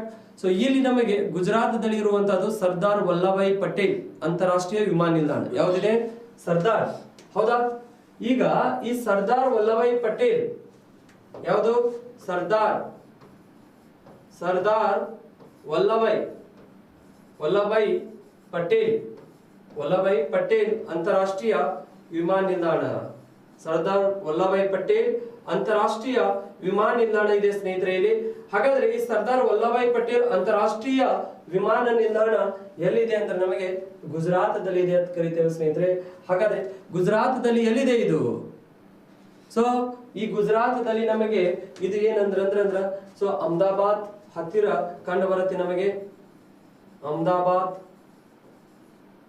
So ಈ ಅಹಮದಾಬಾದ್ ಹತ್ತಿರ ಇದು ಕಂಡು ಬರುತ್ತೆ ನಮಗೆ. ಅಥವಾ ಈ ಅಹಮದಾಬಾದ್ ನೀವು ನೆನಪಿಟ್ಕೋರಿ, ಯಾವುದು ಅಹಮದಾಬಾದ್ ಅಲ್ಲಿ ನೆನಪಿಟ್ಕೋರಿ, ಅದರ ಹತ್ತಿರ ನಮಗೆ ಇದು ಕಂಡು ಬರುವಂತದ್ದು. ಸೊ ಸರ್ದಾರ್ ವಲ್ಲಭಾಯ್ ಪಟೇಲ್ ಅಂತಾರಾಷ್ಟ್ರೀಯ ವಿಮಾನ ನಿಲ್ದಾಣ. ನೆಕ್ಸ್ಟ್ ಅಲ್ಲಿಂದ ನಮಗೆ ಮುಂದೆ ಹೋದಾಗ ಸ್ನೇಹಿತರೆ, ನೆಕ್ಸ್ಟ್ ಈ ಸರ್ದಾರ್ ವಲ್ಲಭಾಯ್ ಪಟೇಲ್ ಯಾಕೆ ಹೆಸರಿಟ್ರು ಅಂದ್ರ ಈ ಸರ್ದಾರ್ ವಲ್ಲಭಾಯ್ ಪಟೇಲ್ ಏನಂದ್ರ ಸ್ನೇಹಿತರೆ, ಇವನು ಹೋಮ್ ಮಿನಿಸ್ಟರ್ ಇದ್ದ. ಈಗ ಅಮಿತ್ ಶಾ ಹೆಂಗಿದಲ್ಲ ಹಂಗ ಅವಾಗ ಜವಾಹರ್ಲಾಲ್ ನೆಹರು ಪೀರಿಯಡ್ನ್ಯಾಗ ಇವರು ಹೋಮ್ ಮಿನಿಸ್ಟರ್ ಇದ್ರು. ಸೊ ಬಹಳಷ್ಟು ಏಕತೆಯ ಬಗ್ಗೆ ಭಾರತದಲ್ಲಿರುವಂತಹ ರಾಜ್ಯಗಳನ್ನು ಒಂದುಗೂಡಿಸುವಲ್ಲಿ ಬಹಳಷ್ಟು ಪರಿಶ್ರಮವನ್ನು ಪಟ್ಟವರು ಯಾರಂದ್ರೆ ಸರ್ದಾರ್ ವಲ್ಲಭಾಯ್ ಪಟೇಲ್. ಹಾಗಾಗಿ ಈ ಮನುಷ್ಯನಿಗೆ ಉಕ್ಕಿನ ಮನುಷ್ಯ ಅಂತ ಕರೀತಾರೆ. ಹೌದಾ, ಐರನ್ ಮ್ಯಾನ್ ಅಂತ ಕರೀತಾರೆ ಸ್ನೇಹಿತರೆ. ಉಕ್ಕಿನ ಮನುಷ್ಯ ಇವನು ಬಹಳಷ್ಟು ಏನಂದ್ರ ಶ್ರಮ ಪಟ್ಟಿದ್ದಾನೆ ಎಲ್ಲಾ ರಾಜ್ಯಗಳನ್ನು ಸೊ ಒಂದುಗೂಡಿಸುವುದರಲ್ಲಿ, ಅಥವಾ ಅವನ ಕಾಂಟ್ರಿಬ್ಯೂಷನ್ ಬಹಳಷ್ಟು ಇದೆ. ಹಾಗಾಗಿ ಸರ್ದಾರ್ ವಲ್ಲಭಾಯ್ ಪಟೇಲ್ ಈ ವ್ಯಕ್ತಿಯ ಹೆಸರನ್ನು ನೀವು ಏನ್ ಮಾಡ್ಬೇಕಾಗಿದೆ ಅಂದ್ರ ಇಲ್ಲಿ ನೆನ್ಪಿಟ್ಕೋಬೇಕಾಗಿದೆ. ಈ ವ್ಯಕ್ತಿ ಆದ ನಂತರ ಸ್ನೇಹಿತರೆ, ನೆಕ್ಸ್ಟ್ ನಾವು ಇಲ್ಲಿ ಮಹಾರಾಷ್ಟ್ರದ ಕಡೆಗೆ, ಯಾವುದು ಮಹಾರಾಷ್ಟ್ರ, ಈ ಮಹಾರಾಷ್ಟ್ರ ಕಡೆಗೆ ನಾವು ಬಂದಾಗ ಇಲ್ಲಿ ನಮಗೆ ಮಹಾರಾಷ್ಟ್ರದ ಕಡೆಗೆ ಯಾವ್ದಿದೆ ಅಂದ್ರ ಮಹಾರಾಷ್ಟ್ರ. ಹೌದಾ, ಈ ಮಹಾರಾಷ್ಟ್ರದಲ್ಲಿ ನಾವು ಇಲ್ಲಿ ಅಬ್ಸರ್ವೇಷನ್ ಮಾಡಿದಾಗ ಸ್ನೇಹಿತರೆ, ಮಹಾರಾಷ್ಟ್ರದ ಮುಂಬೈ, ಯಾವುದು ಮುಂಬೈ. ಹೌದಾ, ಮಹಾರಾಷ್ಟ್ರದ ಈ ಮುಂಬೈ ಏನಿದೆಯಲ್ಲ ಇಲ್ಲಿ ನಮಗೆ ಛತ್ರಪತಿ, ಯಾವುದು ಮಹಾರಾಷ್ಟ್ರದ ಮುಂಬೈ ಏನಿದೆಯಲ್ಲ ಈ ಭಾಗದಲ್ಲಿ ನಮಗೆ ಛತ್ರಪತಿ ಶಿವಾಜಿ ಅಂತಾರಾಷ್ಟ್ರೀಯ ವಿಮಾನ ನಿಲ್ದಾಣ. ಯಾವುದು ಛತ್ರಪತಿ. ಹೌದಾ, ಛತ್ರಪತಿ ಅಂತಾರಾಷ್ಟ್ರೀಯ ವಿಮಾನ ನಿಲ್ದಾಣ ಸ್ನೇಹಿತರೆ. ಛತ್ರಪತಿ ಅಂತಾರಾಷ್ಟ್ರೀಯ ವಿಮಾನ ನಿಲ್ದಾಣ ಏನಿದೆಯಲ್ಲ ಇದು ಬಹಳಷ್ಟು ಇಂಪಾರ್ಟೆಂಟ್ ನಮಗೆ. ಈ ಛತ್ರಪತಿ ಶಿವಾಜಿ ಅಂತಾರಾಷ್ಟ್ರೀಯ ವಿಮಾನ ನಿಲ್ದಾಣ ಸ್ನೇಹಿತರೆ, ಇದು ನಮಗೆ ಎರಡನೆಯ ಅತಿ ಬಿಜಿಯೆಸ್ಟ್ ಏರ್ಪೋರ್ಟ್. ಹೌದಾ, ಛತ್ರಪತಿ ಶಿವಾಜಿ ಅಂತಾರಾಷ್ಟ್ರೀಯ ವಿಮಾನ ನಿಲ್ದಾಣ. ಯಾವುದು ಛತ್ರಪತಿ ಅಂತಾರಾಷ್ಟ್ರೀಯ ವಿಮಾನ ನಿಲ್ದಾಣ ಎರಡನೆಯ ಬಿಜಿಯೆಸ್ಟ್ ಏರ್ಪೋರ್ಟ್ ಸ್ನೇಹಿತರೆ ಇದು. ಇಲ್ಲಿ ಡೆಲ್ಲಿ ಬಿಟ್ರೆ ಅಂದ್ರೆ ಜಾಸ್ತಿ ವಿಮಾನಗಳು ಹತ್ತುದು ಮತ್ತು ಇಳಿದು ಎಲ್ಲಿ ಮಾಡ್ತಾವೆ ಅಂದ್ರ ಈ ಛತ್ರಪತಿ ಅಂತಾರಾಷ್ಟ್ರೀಯ ವಿಮಾನ ನಿಲ್ದಾಣದಲ್ಲಿ. ಹಾಗಾಗಿ ಈ ಛತ್ರಪತಿ ಅಂತಾರಾಷ್ಟ್ರೀಯ ವಿಮಾನ ನಿಲ್ದಾಣವು ಸ್ನೇಹಿತರೆ ನಮಗೆ ಎಲ್ಲಿದೆ ಅಂದ್ರ ಮುಂಬೈದಲ್ಲಿ ಇದೆ ಅಂತ ನಾವು ಇದನ್ನು ಹೇಳ್ತೇವೆ. ಹಾಗಾದ್ರೆ ಇದು ಎರಡನೆಯ ಅತ್ಯಂತ ಬಿಜಿಯೆಸ್ಟ್ ಏರ್ಪೋರ್ಟ್ ಸ್ನೇಹಿತರೆ. ಎಷ್ಟನೇದು? ಎರಡನೆಯದು. ಸೊ ಈ ಛತ್ರಪತಿ ಶಿವಾಜಿ ಮಹಾರಾಜ್ ಏನಿದಾನೆ ಸ್ನೇಹಿತರೆ, ಈತನದು ಕೂಡ ಬಹಳಷ್ಟು ಕಾಂಟ್ರಿಬ್ಯೂಷನ್ ಇರುತ್ತೆ. ಒಂದ್ಸರ್ತಿ ಈಗ ಈ ಶಿವಾಜಿ ಅವರು ಏನಂದ್ರೆ ಯುದ್ಧಕ್ಕೆ ಹೋಗ್ಬೇಕಂದ್ರ ತನ್ನ ತಾಯಿಯನ್ನು ಊಟಕ್ಕಾಗಿ ಏನಂದ್ರ ಊಟ ಹಾಕು ಅಮ್ಮ ಅಂತ ಕೇಳ್ತಾನೆ. ಯಾರು? ಈ ಶಿವಾಜಿ. ಅವಾಗ ತಾಯಿಗೆ ಏನ್ ಮಾಡ್ತಾನಂದ್ರೆ ಫೋರ್ಸ್ ಮಾಡ್ತಾನೆ ತಾಯಿಗೆ. ಯಾರು? ಈ ಶಿವಾಜಿ ಅವರು. ಅಮ್ಮ ಊಟ ಕೊಡ್ತಿ ಇಲ್ಲ ಅಂತ ಕೇಳ್ತಾನೆ. ಈಗ ತಾಯಿಂದರು ನೋಡ್ರಿ, ಮಕ್ಕಳು ಏನಾದ್ರೂ ಬಹಳಷ್ಟು ಫೋರ್ಸ್ ಮಾಡಾಕತ್ರಂದ್ರ ಬೇಗನೆ ತಂದು ಕೊಟ್ಬಿಡ್ತಾರೆ. ಹೌದಾ, ಅವಾಗ ತಾಯಿ ಏನ್ ಹೇಳ್ತಾನೆ ಅಂದ್ರ ಶಿವಾಜಿ ತಡ್ಕೋರಪ್ಪ, ಊಟ ಕೊಡ್ತೀನಿ, ಬಿಸಿ ಊಟ ಇದೆ, ಒಂದ್ ಸ್ವಲ್ಪ ತಣ್ಣ ಮಾಡ್ಕೊಂಡ್ ತಂದು ಕೊಡ್ತೀನಿ, ವೇಟ್ ಮಾಡಪ್ಪ ಅಂತ ಹೇಳ್ತಾನೆ. ಆದ್ರೂ ನಾವು ಮಕ್ಳು ಇರ್ತೇವಲ್ಲ, ನಾವು ಮಾತು ಕೇಳಂಗಿಲ್ಲ. ತಾಯಿಗಳು ನನ್ ಕೊಡ್ತೀಯೋ ಇಲ್ಲ ಅಂತ ಕೇಳ್ತೇವೆ ನಾವು. ಹೌದಾ, ಅವಾಗ ಆ ತಾಯಿ ಏನ್ ಮಾಡ್ತಾಳೆ ಅಂದ್ರ ಇವನು ಫೋರ್ಸ್ ಮಾಡೋದಕ್ಕೆ ತಾಳ್ಲಾರ್ದೆ ಬಿಸಿ ಊಟ ತಂದು ಕೊಟ್ಟು ಬೀಳ್ತಾಳೆ. ಒಂದು ಪ್ಲೇಟ್ ದಲ್ಲಿ ಹಾಕಿ ಆ ಊಟವನ್ನು ಶಿವಾಜಿ ಅವರಿಗೆ ಕೊಟ್ಟು ಬೀಳ್ತಾಳೆ ಸ್ನೇಹಿತರೆ. ಅವಾಗ ಈ ಶಿವಾಜಿ ಅವರು ಏನಂದ್ರ ಈ ಬಿಸಿ ಊಟ ಹಾಕಿ ಈ ತಾಯಿ ಕೊಟ್ಟು ಬಿಡ್ತಾಳೆ. ಯಾರಿಗೆ? ಶಿವಾಜಿ ಅವರಿಗೆ. ಅಂದ್ರೆ ಶಿವಾಜಿ ಯುದ್ಧಕ್ಕೆ ಹೋಗ್ಬೇಕಾಗಿರುತ್ತೆ. ಅವಾಗ ಶಿವಾಜಿ ಏನಂದ್ರ ಬಹಳಷ್ಟು ಫೋರ್ಸ್ ಮಾಡ್ತಾನೆ ತಾಯಿಗೆ, ಅಮ್ಮ ಊಟ ಕೊಡು. ತಾಯಿ ಅಡಿಗೆ ಮಾಡ್ಕೊಂಡು ಬಿಸಿ ಊಟ ಇದೆಯಪ್ಪ ಕೊಡ್ತೀನಿ, ತಡಿ, ಒಂದ್ ನಿಮಿಷ ತಡಿ, ಅದನ್ನ ತನ್ನ ಮಾಡ್ಕೊಂತಂದು ಕೊಡ್ತೀನಿ ಅಂದ್ರೆ ಇವಾಗ ಕೇಳಂಗಿಲ್ಲ ಯಾರು ಶಿವಾಜಿ. ಅವಾಗ ತಾಯಿ ಒಂದು ಪ್ಲೇಟ್ನ್ಯಾಗ ತಂದು ಬಿಸಿ ಬಿಸಿ ಊಟ ಕೊಟ್ಟು ಬಿಡ್ತಾಳೆ. ಅವಾಗ ಈ ಶಿವಾಜಿ ಏನ್ ಮಾಡ್ತಾನೆ ಅಂದ್ರ ಆ ಬಿಸಿ ಬಿಸಿ ಊಟ ಏನಿದೆ ಅಲ್ಲ ಸ್ನೇಹಿತರೆ, ಊಟ ಮಾಡ್ಲಿಕ್ಕೆ ಹೋಗ್ತಾನೆ. ಯಾರು? ಇವ ಶಿವಾಜಿ. ಯಾವಾಗ ಇವ ಬಿಸಿ ಬಿಸಿ ಊಟ ಇದೆಯಲ್ಲ ಅದನ್ನ ಹಿಂಗ್ ತಿನ್ಲಿಕ್ಕೆ ಹೋಗ್ತಾನೆ ಫಾಸ್ಟ್ ಆಗಿ, ಎಲ್ಲ ನಾಲ್ಗಿನೂ ಸುಟ್ಕೋತಾನೆ, ಕೈನೂ ಸುಟ್ಕೋತಾನೆ. ಹೌದಾ? ಈಗ ನೋಡ್ರಿ, ನಾವು ಕೂಡ ಅವಸರಲ್ಲೇ ಕುಡಿಯುವಾಗ ಏನಾದ್ರೂ ಟೀ ಕುಡಿದೆವು ಅಥವಾ ಹಾಲು ಕುಡಿದೆವು ಅಥವಾ ಏನಾದ್ರೂ ಊಟ ಮಾಡಿದೆವು ಅಂದ್ರೆ ಬಿಸಿ ಬಿಸಿ ನಾಲ್ಗೆ ಸುಟ್ಕೊಂಡ್ ಬಿಡ್ತೇವಿಲ್ಲ. ಸೊ ಅದೇ ರೀತಿ ಈ ಮನುಷ್ಯನು ಕೂಡ ಅದೇ ರೀತಿ ಸುಟ್ಕೊಂಡ್ ಬಿಡ್ತಾನೆ ಸ್ನೇಹಿತರೆ. ಅವಾಗ ಮತ್ತೆ ತಾಯಿ ಹೇಳ್ತಾಳೆ, ಶಿವಾಜಿ ನೀನು ಅವಸರ ಮಾಡ್ಬೇಡಪ್ಪ, ಅವಸರ ಮಾಡಿದ್ರೆ ಏನು ಮಾಡ್ಲಿಕ್ಕೆ ಆಗುವುದಿಲ್ಲ, ನಾ ಹೇಳುವಂತ ಕೆಲಸವನ್ನು ಮಾಡು ಶಿವಾಜಿ ನೀನು ಅಂತ ಹೇಳ್ತಾಳೆ. ಅವಾಗ ಈ ಶಿವಾಜಿ ಏನ್ ಹೇಳ್ತಾಳೆ ಅಂದ್ರೆ ಶಿವಾಜಿಗೆ ತಾಯಿ ಹೇಳ್ತಾಳೆ, ನೋಡಪ್ಪ ಒಂದ್ ಕಡೆದಿಂದ ಊಟ ಮಾಡ್ಕೋತ ಬಾ, ಒಂದು ದಂಡೆಯಿಂದ ಊಟ ಮಾಡ್ಕೋತ ಬಾ. ದಂಡೆಯಿಂದ ನೀನು ಊಟ ಮಾಡ್ಕೋತ ಬಂದಿ ಅಂದ್ರೆ ನೀ ಅಂದ್ರೆ ನಡಬಾರಕ್ ಬರುವುದವರೆಗೆ, ಈ ಮಧ್ಯ ಭಾಗದವರೆಗೆ ಬರುವುದವರೆಗೆ ಎಲ್ಲ ಏನಾಗಿರುತ್ತೆ ಅಂದ್ರ ತಣ್ಣಗಾಗಿರತ್ತೆ, ತಂಪಾಗಿರತ್ತೆ. ಅವಾಗ ನೀನು ಅದನ್ನ ಬೇಗನೆ ಊಟ ಮಾಡಬಹುದು ಅಂತ ತಾಯಿಗೆ, ಈ ತಾಯಿ ಏನಂದ್ರ ತಾಯಿಯು ಶಿವಾಜಿಗೆ ಹೇಳ್ತಾಳೆ. ಅವಾಗ ಈ ಶಿವಾಜಿಗೆ ಫ್ಲಾಶ್ ಆಗತ್ತೆ ಸ್ನೇಹಿತರೆ. ಹಾಗಾದ್ರೆ ಇದೇ ಥಿಯರಿ ನಾನು ರಾಜ್ಯವನ್ನು ಆಳುವುದರಲ್ಲಿ ಯಾಕೆ ಅಪ್ಲೈ ಮಾಡಬಾರದು ಅಂತ ಅವನಿಗೆ ಫ್ಲಾಶ್ ಆದಾಗ ಈ ಶಿವಾಜಿ ಏನ್ ಮಾಡ್ತಾನೆ ಅಂದ್ರೆ ಸ್ನೇಹಿತರೆ, ತನ್ನ ರಾಜ್ಯವನ್ನು ಏನು ಆಳಲಿಕ್ಕೆ ಹೋಗ್ತಾನಲ್ಲ ಅದಕ್ಕೆಲ್ಲ ಈ ಥಿಯರಿಯನ್ನು ಅಪ್ಲೈ ಮಾಡ್ತಾನೆ. ಅಪ್ಲೈ ಮಾಡಿದಾಗ ಒಂದು ದಂಡೆಯಿಂದ ಎಲ್ಲಾ ರಾಜ್ಯಗಳನ್ನು ಸೊ ಅವನು ಗೆಲ್ಕೋತ್ ಹೋಗ್ತಾನೆ. ನಡಬಾರಕ್ ಬರುವಂತ ರಾಜ್ಯಗಳು ಅವನವೇ ಆಗ್ತಾವೆ. ಹಾಗಾಗಿ ಶಿವಾಜಿ ಏನಂದ್ರ ಒಂದು ಸಣ್ಣ ಮಾತು ನೋಡ್ರಿ, ನೀವು ಊಟದಿಂದ ಬಂದಿರುವಂತ ಒಂದು ಮಾತು ಅವನಿಗೆ ಎಷ್ಟು ಪರಿವರ್ತನೆ ಮಾಡಿರುತ್ತೆ ಅಂದ್ರ ಎಲ್ಲ ತನ್ನ ಒಂದು ದೊಡ್ಡ ಸಾಮ್ರಾಜ್ಯವನ್ನೇ ಕಟ್ತಾನೆ ಸ್ನೇಹಿತರೆ. ಆ ರೀತಿ ಶಿವಾಜಿ ಮಾಡ್ತಾನೆ. ಸೊ ನಾ ಈ ಮಾತು ಯಾಕೆ ಹೇಳಿದೆ ಅಂದ್ರೆ ನಾವು ಕೂಡ ಸ್ಟಡಿ ಮಾಡುವಾಗ ನಾವು ಅವಸರ ಮಾಡಬಾರ್ದು ಸ್ನೇಹಿತರೆ. ಒಂದು ದಂಡೆಯಿಂದ ನೀವು ಕೂಡ ಒಂದು ಸಬ್ಜೆಕ್ಟ್ ಅನ್ನು ಸೊ ಎಲ್ಲ ಒಂದು ದಂಡೆಯಿಂದ ಎಲ್ಲಾನು ಓದ್ಕೋತ ಬಂದ್ರೆ ಅಂದ್ರೆ ನಡಬರಕ್ ಬರೋದವರೆಗೆ ನಿಮ್ಮದೇ ಆಗಿರುತ್ತೆ. ಆ ಸಬ್ಜೆಕ್ಟ್ ದಲ್ಲಿ ನೀವು ಏನಂದ್ರ ಪರ್ಫೆಕ್ಟ್ ಆಗಿರ್ತೀರಿ. ಹೌದಾ?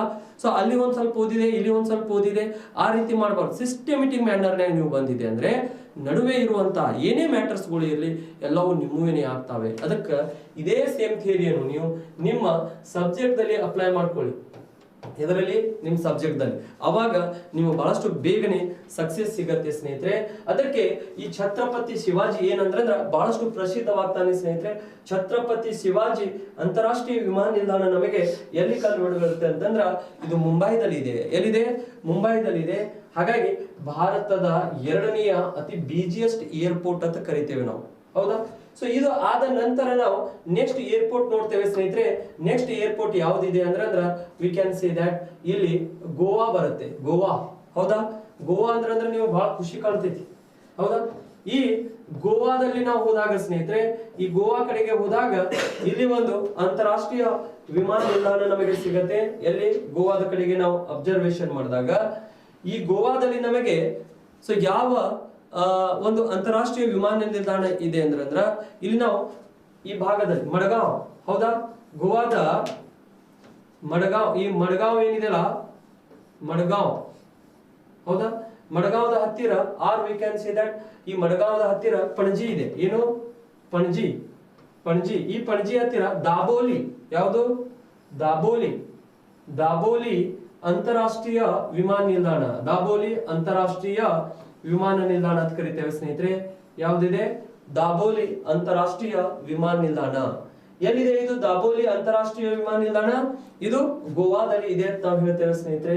ಮಡಗಾಂವದ ಹತ್ತಿರ ಪಣಜಿ ನಿಯರ್ ಆಗತ್ತೆ ಸ್ನೇಹಿತರೆ. ಆ ಪಣಜಿ ನಿಯರ್ ದಲ್ಲಿನೇ ನಮಗೆ ದಾಬೋಲಿ ಅಂತಾರಾಷ್ಟ್ರೀಯ ವಿಮಾನ ನಿಲ್ದಾಣ ಕಂಡು ಬರುತ್ತೆ. ಇದನ್ನು ಕೂಡ ನೀವು ಏನ್ ಮಾಡ್ಬೇಕಾಗಿದೆ ಅಂದ್ರ ನೆನ್ಪಿಟ್ಕೋಬೇಕಾಗಿದೆ. ದಾಬೋಲಿ ಅಂತಾರಾಷ್ಟ್ರೀಯ ವಿಮಾನ ನಿಲ್ದಾಣ ಎಲ್ಲಿದೆ? ಗೋವಾದ ಹತ್ತಿರ. ನೆಕ್ಸ್ಟ್ ಇಲ್ಲಿದಿಂದ ನಮಗೆ ಮತ್ತೆ ನಾವು ಈ ಕರ್ನಾಟಕದ ಕಡೆಗೆ ಬಂದಾಗ ಸ್ನೇಹಿತರೆ, ಎಲ್ಲಿ? ಕರ್ನಾಟಕ. ಈಗ ಈ ಕರ್ನಾಟಕದ ಕಡೆಗೆ ನಾವು ಬಂದಾಗ ಕರ್ನಾಟಕದ ಕಡೆಗೆ ಇಲ್ಲಿ ನಾನು ಮಾರ್ಕ್ ಮಾಡಿ ನಿಮಗೆ ಹೇಳ್ತಾ ಇದ್ದೀನಿ, ಜಾಗ ಸಾಲಾರ್ದಕ ಸ್ನೇಹಿತರೆ. ಅದಕ್ಕೆ ಈಗ ಕರ್ನಾಟಕದ ಕಡೆಗೆ ಬಂದಾಗ ಕರ್ನಾಟಕದಲ್ಲಿ ನಮಗೆ ಕರ್ನಾಟಕದ ಬೆಂಗಳೂರು. ಹೌದಾ? ಈ ಕರ್ನಾಟಕದ ಬೆಂಗಳೂರು ಏನಿದೆ ಅಲ್ಲ ಸ್ನೇಹಿತರೆ, ಈ ಕರ್ನಾಟಕದ ಬೆಂಗಳೂರು, ಈ ಬೆಂಗಳೂರದ ಹತ್ತಿರ ನಮಗೆ ಬೆಂಗಳೂರದ ಹತ್ತಿರ ಇಲ್ಲಿ ನಮಗೆ ಬೆಂಗಳೂರು ಒಳಗೆ ನಮಗೆ ಯಾವ ವಿಮಾನ ನಿಲ್ದಾಣ ಇದೆ ಅಂದ್ರೆ ಸೊ ಬೆಂಗಳೂರು ಹತ್ತಿರ ನಾವು ದೇವನಹಳ್ಳಿ ಅಂತ ಕರಿತೇವೆ ಸ್ನೇಹಿತರೆ. ಸೊ ಈ ಬೆಂಗಳೂರು ಹತ್ತಿರ ನಮಗೆ ಬೆಂಗಳೂರು ಒಳಗನೆ ದೇವನಹಳ್ಳಿ ಹತ್ತಿರ ಯಾವ ವಿಮಾನ ನಿಲ್ದಾಣ ಇದೆ ಅಂದ್ರೆ ಕೆಂಪೇಗೌಡ. ಯಾವುದು? ಕೆಂಪೇಗೌಡ ಅಂತಾರಾಷ್ಟ್ರೀಯ ವಿಮಾನ ನಿಲ್ದಾಣ. ಯಾವ್ದಿದೆ? ಕೆಂಪೇಗೌಡ ಅಂತಾರಾಷ್ಟ್ರೀಯ ವಿಮಾನ ನಿಲ್ದಾಣ ಸ್ನೇಹಿತರೆ. ಇದು ಕೆಂಪೇಗೌಡ ಅಂತಾರಾಷ್ಟ್ರೀಯ ವಿಮಾನ ನಿಲ್ದಾಣ ಎಲ್ಲಿದೆ ಅಂತ ಹೇಳ್ತೇವೆ ನಾವು? ಬೆಂಗಳೂರಿನ ಈ ದೇವನಹಳ್ಳಿಯ ಕಡೆಗೆ ನಮ್ಮ ಕಂಡು ಬರುತ್ತೆ ಸ್ನೇಹಿತರೆ. ಈ ಕೆಂಪೇಗೌಡ ಅಂತಾರಾಷ್ಟ್ರೀಯ ವಿಮಾನ ನಿಲ್ದಾಣ ಏನಿದೆಯಲ್ಲ, ಇದಕ್ಕೆ ನಾವು ಗ್ರೀನ್ ಫೀಲ್ಡ್ ಏರ್ಪೋರ್ಟ್ ಅಂತ ಕರಿತೇವೆ ಸ್ನೇಹಿತರೆ. ಹಸಿರು ವಿಮಾನ ನಿಲ್ದಾಣ ಅಂತ ಕರಿತೇವೆ. ಗ್ರೀನ್ ಫೀಲ್ಡ್, ಹೌದಾ? ಹಸಿರು ವಿಮಾನ ನಿಲ್ದಾಣ ಅಂತ ಕರಿತೇವೆ. ನಿಮ್ಮ ಕ್ವಶನ್ಸ್ ಕೇಳ್ಬಿಡ್ತಾರೆ, ಭಾರತ ದೇಶದಲ್ಲಿರುವ ಹಸಿರು ವಿಮಾನ ನಿಲ್ದಾಣ ಯಾವುದಂತ ಕೇಳಿದಾಗ ನೀವು ಆನ್ಸರ್ ಮಾಡಬೇಕಾಗತ್ತೆ ಸ್ನೇಹಿತರೆ. ಕೆಂಪೇಗೌಡ ಅಂತಾರಾಷ್ಟ್ರೀಯ ವಿಮಾನ ನಿಲ್ದಾಣಕ್ಕೆ ಹಸಿರು ವಿಮಾನ ನಿಲ್ದಾಣ ಅಂತ ನಾವು ಕರಿತೇವೆ. ಯಾಕೆ ಇದಕ್ಕೆ ಹಸಿರು ವಿಮಾನ ನಿಲ್ದಾಣ ಅಂತ ಕರೀಲಿಕ್ಕೆ ಕಾರಣ ಏನಾಗಿದೆ ಅಂದ್ರೆ ಸೊ ಇಲ್ಲಿ ಆ ವಿಮಾನ ನಿಲ್ದಾಣದ ಸುತ್ತಲೂ ಏನಂದ್ರ ರೈತರ ಹೊಲಗಳು ಇದಾವೆ ಸ್ನೇಹಿತರೆ. ಹಾಗಾಗಿ ಅವು ಅಲ್ಲಿ ರೈತರು ಹೊಲಗಳು ಇದಾವೆ ಅಂದ್ರೆ ಅಲ್ಲಿ ಅವ್ರು ಬೆಳೆಗಳನ್ನು ಬೆಳೀತಾರೆ. ಈ ಫ್ಲೈಟ್ನಾಗ ಹತ್ತಿದಾಗ ಅದು ಎಲ್ಲ ಫ್ಲೈಟ್ ಮೇಲೆ ಬಂದಾಗ ಏರ್ಪೋರ್ಟ್ ದಿಂದ ಕೆಳಗಡೆಗೆ ನೋಡಿದಾಗ ಎಲ್ಲ ಹಸಿರು ಕಾಣುತ್ತೆ, ಹೌದಾ? ಹಾಗಾಗಿ ಇದಕ್ಕೆ ನಾವು ಏನಂತ ಕರಿತೇವೆ ಅಂದ್ರೆ ಗ್ರೀನ್ ಫೀಲ್ಡ್ ಏರ್ಪೋರ್ಟ್ ಅಂತ ಕರಿತೇವೆ.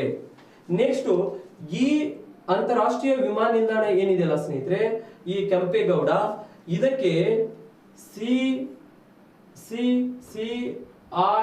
CISF ಸೆಕ್ಯೂರಿಟಿ ಫೋರ್ಸ್ ಕೊಟ್ಟಿದ್ದಾರೆ.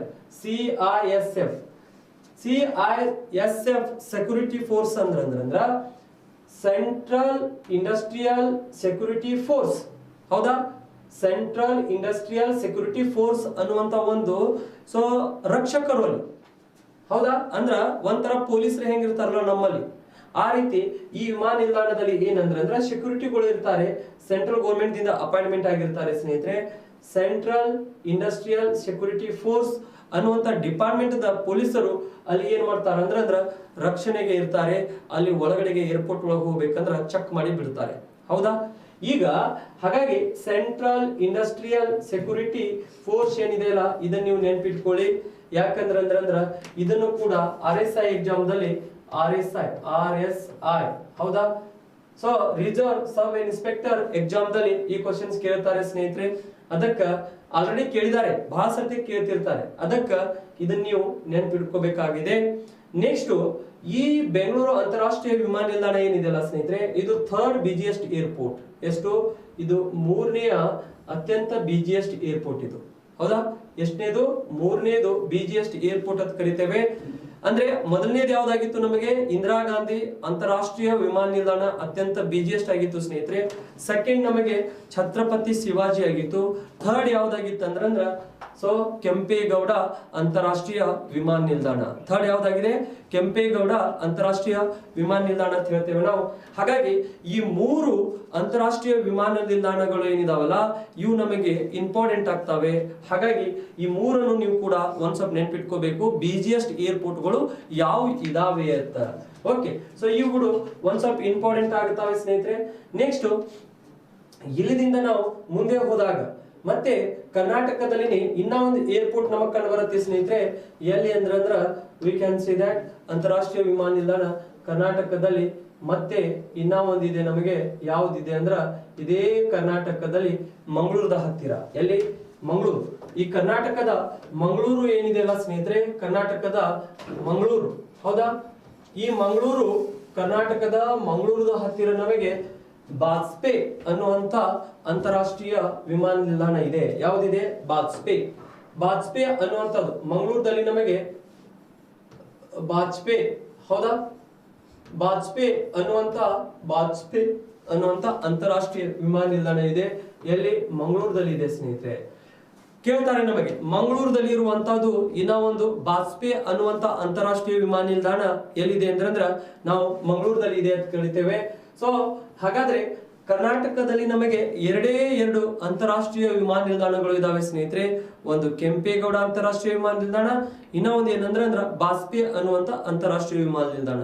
ನೀವು ಹೇಳ್ಬೋದು, ಸರ್ ಇಲ್ಲಿ ಹುಬ್ಬಳ್ಳಿ ಒಳಗಿದೆ, ಸರ್ ಇಲ್ಲಿ ಬೆಳಗಾವಿ ಒಳಗಿದೆ, ಸರ್ ಮತ್ತೆ ಆಮೇಲೆ ಇಲ್ಲಿ ಮೈಸೂರು, ಬಳ್ಳಾರಿ ಕಡೆಗೆ, ಕಲಬುರಗಿ ಕಡೆಗೆ ಇದೆಯಲ್ಲ, ಅವು ಏನು? ಅವು ಡೊಮೆಸ್ಟಿಕ್ ಏರ್ಪೋರ್ಟ್. ಒಂದು ಜಿಲ್ಲೆಯಿಂದ ಮತ್ತೊಂದು ಜಿಲ್ಲೆಗೆ ಹೋಗುವಂಥವು, ಹೌದಾ? ಅಥವಾ ಒಂದು ರಾಜ್ಯದಿಂದ ಮತ್ತೊಂದು ರಾಜ್ಯಕ್ಕೆ ಹೋಗುವಂಥದ್ದು. ಬೇರೆ ದೇಶದ ಫ್ಲೈಟ್ಗಳು ಆ ಏರ್ಪೋರ್ಟ್ಗೆ ಬಂದು ಇಳಿಬೇಕು, ಅದಕ್ಕೆ ನಾವು ಏನಂತ ಕರಿತೇವೆ ಅಂದ್ರೆ ಅಂತಾರಾಷ್ಟ್ರೀಯ ವಿಮಾನ ನಿಲ್ದಾಣ ಅಂತ ಕರಿತೇವೆ. ಹಾಗಾದ್ರೆ ಈ ಎರಡೇ ವಿಮಾನ ನಿಲ್ದಾಣಗಳಲ್ಲಿ ಏನಂದ್ರ ಬೇರೆ ದೇಶದ ಫ್ಲೈಟ್ಗಳು ಬಂದು ಇಳಿತಾವೆ ಸ್ನೇಹಿತರೆ. ಹಾಗಾಗಿ ಇವುಗಳು ನಮಗೆ ಇಂಪಾರ್ಟೆಂಟ್ ಆಗ್ತವೆ. ನೆಕ್ಸ್ಟ್ ನಮ್ಮ ಕರ್ನಾಟಕದಲ್ಲಿ ಇನ್ನ ಒಂದು ವಿಮಾನ ನಿಲ್ದಾಣ ಇದೆ ಸ್ನೇಹಿತರೆ. ಎಲ್ಲಿ ಅಂದ್ರೆ ಮತ್ತೆ ಬೆಂಗಳೂರಲ್ಲಿ. ಸೊ HAL, ಹೌದಾ? HAL, ಹೌದಾ? HAL ಅಂದ್ರೆ ಹಿಂದೂಸ್ತಾನಿ ಏರೋನಾಟಿಕ್ ಲಿಮಿಟೆಡ್. HAL ಹಿಂದೂಸ್ತಾನಿಕ್ ಏರೋನಾಟಿಕ್ ಲಿಮಿಟೆಡ್, ಹೌದಾ? Hindustani aeronautic limited. ಹಿಂದೂಸ್ತಾನಿಕ್ ಏರೋನಾಟಿಕ್ ಲಿಮಿಟೆಡ್ ಅಂದ್ರ ಅದಕ್ಕೆ ನಾವು HAL ಅಂತ ಕರಿತೇವೆ ಸ್ನೇಹಿತರೆ. ಈ HAL ಇಲ್ಲಿ ಏರ್ ಶೋ ನಡೆಸ್ತಾರೆ, ಹೌದಾ? ಸೊ ಈ HAL ಏನಿದೆ ಅಂದ್ರೆ ನಮಗೆ ಇಲ್ಲಿ ಏರ್ ಶೋ ನಡೆಸ್ತಾರೆ. ಇದನ್ನು ನಮಗೆ ಬೆಂಗಳೂರಲ್ಲಿ ಇರುವಂತದ್ದು ಯಾವುದು? ಹಿಂದೂಸ್ತಾನಿಕ್ ಏರೋನಾಟಿಕ್ ಲಿಮಿಟೆಡ್ ಅನ್ನುವಂತ ಒಂದು ಏನಿದೆಲ್ಲ ಈ ಏರ್ಪೋರ್ಟ್. ಹಾಗಾಗಿ ಇದನ್ನು ನೀವು ಒಂದ್ಸಲ ನೆನ್ಪಿಟ್ಕೋರಿ, ಇಲ್ಲಿ ಏರ್ ಶೋ ನಡೆಸ್ತಾರೆ, ಹೌದಾ? ನೆಕ್ಸ್ಟ್ ಪೈಲಟ್ ಗಳಿಗೆ ಏನ್ ಕೊಡ್ತಿರ್ತಾರೆ ಅಂದ್ರ ತರಬೇತಿಯನ್ನು ಕೂಡ ಇಲ್ಲಿ ಇವರು ಕೊಡ್ತಾ ಇರ್ತಾರೆ ಸ್ನೇಹಿತರೆ. ಅದಕ್ಕ ಇದನ್ನು ನೀವು ಒಂದ್ ಸ್ವಲ್ಪ ಅಬ್ಸರ್ವೇಷನ್ ಮಾಡಿ ನೆನ್ಪಿಟ್ಕೊಳ್ಳಿ. ನೆಕ್ಸ್ಟ್ ಇಲ್ಲಿಂದ ನಮಗೆ ಕೆಳಗಡೆಗೆ ಏನ್ ಬರುತ್ತೆ ಅಂದ್ರೆ ಕೇರಳ. ಈ ಕೇರಳದಲ್ಲಿ ಒಂದ್ ಸ್ವಲ್ಪ ಜಾಸ್ತಿ ಏರ್ಪೋರ್ಟ್ ಗಳು ಇದಾವೆ ಸ್ನೇಹಿತರೆ. ಅದಕ್ಕೆ ಇನ್ನ ಒಂದ್ ಸ್ವಲ್ಪ ಮ್ಯಾಪ್ ಹಾಕೋದ್ರ ಮುಖಾಂತರ ನಾವು ಕೇರಳದ ಏರ್ಪೋರ್ಟ್ ಗಳನ್ನು ಇಲ್ಲಿ ಅಬ್ಸರ್ವೇಷನ್ ಮಾಡೋಣ, ಹೌದಾ? ಈ ಕೇರಳದಲ್ಲಿ ಏನಂದ್ರೆ ಸ್ವಲ್ಪ ಜಾಸ್ತಿ ಏರ್ಪೋರ್ಟ್ ಗಳು ನಮಗೆ ಕಂಡು ಬರ್ತಾವೆ. ಎಲ್ಲಿ? ಕೇರಳದಲ್ಲಿ. ಹಾಗಾದ್ರೆ ಈ ಕೇರಳದಲ್ಲಿ ಕಂಡು ಬರುವಂತ ಏರ್ಪೋರ್ಟ್ ಗಳು ಯಾವ್ಯಾವ ಇದಾವೆ ಈಗ ನೋಡಿ. ಈ ಕೇರಳದ ಕಡೆಗೆ ನಾವು ನೋಡಿದಾಗ ಸ್ನೇಹಿತರೆ, ಈ ಭಾಗದಲ್ಲಿ ಇಲ್ಲಿ ನಮಗೆ ಕೊಚ್ಚಿ, ಹೌದಾ? ಕೇರಳದಲ್ಲಿ ಎಲ್ಲ ಇರುವಂತ ಈ ಏರ್ಪೋರ್ಟ್ ಸ್ವಲ್ಪ ಜಾಸ್ತಿ ಕೇರಳದಲ್ಲಿ ಏರ್ಪೋರ್ಟ್ಗಳು ಕಂಡು ಬರ್ತಾವೆ ನಮಗೆ. ಯಾಕಂದ್ರೆ ಬಹಳಷ್ಟು ಡೆವಲಪ್ಡ್ ಇದೆ ಇದು ಕೇರಳ. ಈ ಕೇರಳದಲ್ಲಿ ಕಂಡು ಬರುವಂತ ಏರ್ಪೋರ್ಟ್ಗಳನ್ನು ನಾವು ನೋಡಿದಾಗ ಸ್ನೇಹಿತರೆ, ಇಲ್ಲಿ ನಮಗೆ ಕೊಚ್ಚಿ ಅಂತಾರಾಷ್ಟ್ರೀಯ ವಿಮಾನ ನಿಲ್ದಾಣ. ಯಾವುದು? ಕೊಚ್ಚಿ ಅಂತಾರಾಷ್ಟ್ರೀಯ ವಿಮಾನ ನಿಲ್ದಾಣ ಅಂತ ಕರಿತೇವೆ ಸ್ನೇಹಿತರೆ. ಕೊಚ್ಚಿ ಅಂತಾರಾಷ್ಟ್ರೀಯ ವಿಮಾನ ನಿಲ್ದಾಣ ಎಲ್ಲಿದೆ? ಇದು ಕೇರಳದ ಕೊಚ್ಚಿಯಲ್ಲಿ, ಹೌದಾ? ಕೇರಳದ ಕೊಚ್ಚಿಯಲ್ಲಿರುವಂತ ಕೊಚ್ಚಿ ಅಂತಾರಾಷ್ಟ್ರೀಯ ವಿಮಾನ ನಿಲ್ದಾಣ ಕೇರಳ, ಹೌದಾ? ನೆಕ್ಸ್ಟ್ ಅದು ಆದ ನಂತರ ನಮಗೆ ಇಲ್ಲಿ ಇನ್ನ ಒಂದು ವಿಮಾನ ನಿಲ್ದಾಣ ಕಂಡು ಬರುತ್ತೆ ನಮಗೆ, ಕಾಜಿಕೋಡೆ. ಯಾವುದು? ಕಾಜಿಕೋಡೆ ಅಂತಾರಾಷ್ಟ್ರೀಯ ವಿಮಾನ ನಿಲ್ದಾಣ. ಸೊ ನೆಕ್ಸ್ಟ್ ಖಾಜಿ, ಹೌದಾ? ಕಾಜಿಕೋಡೆ. ಕಾಜಿಕೋಡೆ ಅಂತಾರಾಷ್ಟ್ರೀಯ ವಿಮಾನ ನಿಲ್ದಾಣ ಕಂಡು ಬರುತ್ತೆ ಸ್ನೇಹಿತರೆ. ಅಂತಾರಾಷ್ಟ್ರೀಯ ವಿಮಾನ ನಿಲ್ದಾಣ ಎಲ್ಲಿದೆ? ಇದು ಕಾಜಿಕೋಡೆ ಅಂತಾರಾಷ್ಟ್ರೀಯ ವಿಮಾನ ನಿಲ್ದಾಣ. ಇದನ್ನು ಕೂಡ ಕಾಜಿಕೋಡೆ ಒಳಗೆ. ಕಾಜಿಕೋಡೆ ಅಂತಾರಾಷ್ಟ್ರೀಯ ವಿಮಾನ ನಿಲ್ದಾಣ ಕಾಜಿಕೋಡೆ ಒಳಗ, ಎಲ್ಲಿ? ಕೇರಳದಲ್ಲಿ. ನೆಕ್ಸ್ಟ್ ಅಲ್ಲಿಂದ ನಮಗೆ ಈ ಭಾಗದಲ್ಲಿ ನೋಡ್ತೇವೆ ಸ್ನೇಹಿತರೆ. ನಾವು ಈ ಭಾಗದಲ್ಲಿ ನಾವು ನೋಡಿದಾಗ ಇಲ್ಲಿ ನಮಗೆ ಕಣ್ಣೂರ್, ಹೌದಾ? ಕಣ್ಣೂರ್ ಅಂತಾರಾಷ್ಟ್ರೀಯ ವಿಮಾನ ನಿಲ್ದಾಣ. ಯಾವುದು? ಕಣ್ಣೂರ್ ಅಂತಾರಾಷ್ಟ್ರೀಯ ವಿಮಾನ ನಿಲ್ದಾಣ ಕಣ್ಣೂರ್, ಹೌದಾ? ಕಣ್ಣೂರ್ ಅಂತಾರಾಷ್ಟ್ರೀಯ ವಿಮಾನ ನಿಲ್ದಾಣ ಅದು ಕಣ್ಣೂರ್ದಲ್ಲಿ ಇದೆ ಸ್ನೇಹಿತರೆ. ಎಷ್ಟದು? ಕೊಚ್ಚಿ ನಂಬರ್ 1. ಕೊಚ್ಚಿ ಅಂತಾರಾಷ್ಟ್ರೀಯ ವಿಮಾನ ನಿಲ್ದಾಣ ನಂಬರ್ 1 ಕೊಚ್ಚಿದಲ್ಲಿದೆ ಸ್ನೇಹಿತರೆ. ಕಾಜಿಕೋಡೆ ಅಂತಾರಾಷ್ಟ್ರೀಯ ವಿಮಾನ ನಿಲ್ದಾಣ ಕಾಜಿಕೋಡೆ ಒಳಗಿದೆ, ನಂಬರ್ 2, ಹೌದಾ? ನಂಬರ್ 2 ಆಯ್ತು ಕಾಜಿಕೋಡೆ. ನಂಬರ್ 3 ಕಣ್ಣೂರು ಅಂತಾರಾಷ್ಟ್ರೀಯ ವಿಮಾನ ನಿಲ್ದಾಣ ಎಲ್ಲಿದೆ ಅಂದ್ರ ಕಣ್ಣೂರು ಒಳಗಿದೆ ಸ್ನೇಹಿತರೆ. ಕಣ್ಣೂರು ಅಂತಾರಾಷ್ಟ್ರೀಯ ವಿಮಾನ ನಿಲ್ದಾಣ ಎಲ್ಲಿದೆ? ಕಣ್ಣೂರು ಒಳಗಿದೆ. ಸೊ ಈ ರೀತಿ ನಮಗೆ ಈ 3 ಏರ್ಪೋರ್ಟ್ ಗಳನ್ನು ನಾವು ಏನ್ ಮಾಡ್ಬೇಕಾಗಿದೆ ಅಂದ್ರ ಇಲ್ಲಿ ನೆನಪಿಟ್ಕೋಬೇಕಾಗಿದೆ. ಇದರ ಜೊತೆಗೆ ಇನ್ನ ಒಂದು ಏರ್ಪೋರ್ಟ್ ಇದೆ ಸ್ನೇಹಿತರೆ. ನಮಗೆ ಯಾವ ಏರ್ಪೋರ್ಟ್ ಇದೆ ಅಂದ್ರ ಸೊ ಈ ಭಾಗದಲ್ಲಿ ನಾವು ನೋಡಬಹುದು. ಸೊ ಇಲ್ಲಿ ನಮಗೆ ತಿರುವನಂತಪುರಂ ಅಂತಾರಾಷ್ಟ್ರೀಯ ವಿಮಾನ ನಿಲ್ದಾಣ. ಯಾವುದು? ತಿರುವನಂತಪುರಂ. ಇಲ್ಲಿ ನಮಗೆ ಇನ್ನ ಒಂದು ವಿಮಾನ ನಿಲ್ದಾಣ ಕಂಡು ಬರುತ್ತೆ. ಯಾವುದು? ಹೌದಾ? ತಿರುವನಂತಪುರಂ ಅಂತಾರಾಷ್ಟ್ರೀಯ ವಿಮಾನ ನಿಲ್ದಾಣ. ಅಂತಾರಾಷ್ಟ್ರೀಯ ತಿರುವನಂತಪುರಂ ಅಂತಾರಾಷ್ಟ್ರೀಯ ವಿಮಾನ ನಿಲ್ದಾಣ ತಿರುವನಂತಪುರ, ಹೌದಾ? ತಿರುವನಂತಪುರಂ ಅಂತಾರಾಷ್ಟ್ರೀಯ ವಿಮಾನ ನಿಲ್ದಾಣ ಎಲ್ಲಿದೆ ಅಂದ್ರ ತಿರುವನಂತಪುರದಲ್ಲಿ ಇದೆ ಸ್ನೇಹಿತರೆ. ಹಾಗಾಗಿ ಇದನ್ನ ನೀವು ನೆನಪಿಟ್ಕೋಬೇಕಾಗತ್ತೆ. ಸೊ ಎಷ್ಟು ಏರ್ಪೋರ್ಟ್ಗಳು ಇದಾವೆ ನೋಡ್ರಿ ಇಲ್ಲಿ ಕೇರಳದಲ್ಲಿ 4 ಅಂತಾರಾಷ್ಟ್ರೀಯ ವಿಮಾನ ನಿಲ್ದಾಣಗಳು ಇದಾವೆ ಸ್ನೇಹಿತರೆ. ಅತಿ ಹೆಚ್ಚು ಏರ್ಪೋರ್ಟ್ ಅನ್ನು ಹೊಂದಿರುವಂತ ಒಂದು ಏನಂದ್ರ ರಾಜ್ಯ ಆಗಿದೆ ಯಾವುದು ಕೇರಳ. ಯಾಕಂದ್ರೆ ಈ ಕೇರಳದಲ್ಲಿ ಇವ್ರ ಎದುರೊಳಗೂ ಕಡಿಮೆ ಇಲ್ಲ, ಲಿಂಗಾನುಪಾತ ಒಳಗೂ ಕಡಿಮೆ ಇಲ್ಲ. ಇಲ್ಲಿ ನೋಡಿ ಲಿಂಗಾನುಪಾತ ನಾವು ನೋಡಿದಾಗ ಸ್ನೇಹಿತರೆ ಈ ಕೇರಳದಲ್ಲಿ 1000 ಪುರುಷರಿಗೆ 1084 ಮಹಿಳೆಯರು ಇದ್ದಾರೆ. ಹೌದಾ? ಅದೇನೆ ನೀವು ಕರ್ನಾಟಕದಲ್ಲಿ ಅಬ್ಸರ್ವೇಷನ್ ಮಾಡಿದರ ಕರ್ನಾಟಕದ 1000 ಪುರುಷರಿಗೆ ಕರ್ನಾಟಕದಲ್ಲಿ 968 ಮಹಿಳೆಯರು ಇದ್ದಾರೆ. ಈ 32 ಜನ ಪುರುಷರು ಏನ್ ಮಾಡ್ಬೇಕು ಕರ್ನಾಟಕದಲ್ಲಿ? ಅವ್ರೇನು ಕೇಳಾಕ್ ಹೋಗ್ಬೇಕೇನ? ಏನು ಸನ್ಯಾಸಿ ಆಗ್ಬೇಕು? 32 ಜನ ಏನ್ ಮಾಡ್ಬೇಕು? ನೀವೇ ವಿಚಾರ ಮಾಡ್ರಿ. ಅಂದ್ರೆ ಇವರು ಲಿಂಗಾನುಪಾತ ಸೆಕ್ಸ್ ರೇಷಿಯೋದಲ್ಲಿ ಜಾಸ್ತಿ ಮಹಿಳೆಯರು ಇದ್ದಾರೆ. ಅದಕ್ಕೆ ಮಹಿಳೆಯರ ಕೈಯಾಗ ಅಧಿಕಾರ ಇತ್ತಂದ್ರ ಏನಾಕೈತಂದ್ರ ಅದು ಬಹಳಷ್ಟು ಡೆವಲಪ್ಮೆಂಟ್ ಆಗ್ತಿರ್ತಾವ ಫ್ಯಾಮಿಲಿಗಳು. ನೀವು ಅಬ್ಸರ್ವೇಷನ್ ಮಾಡ್ರಿ.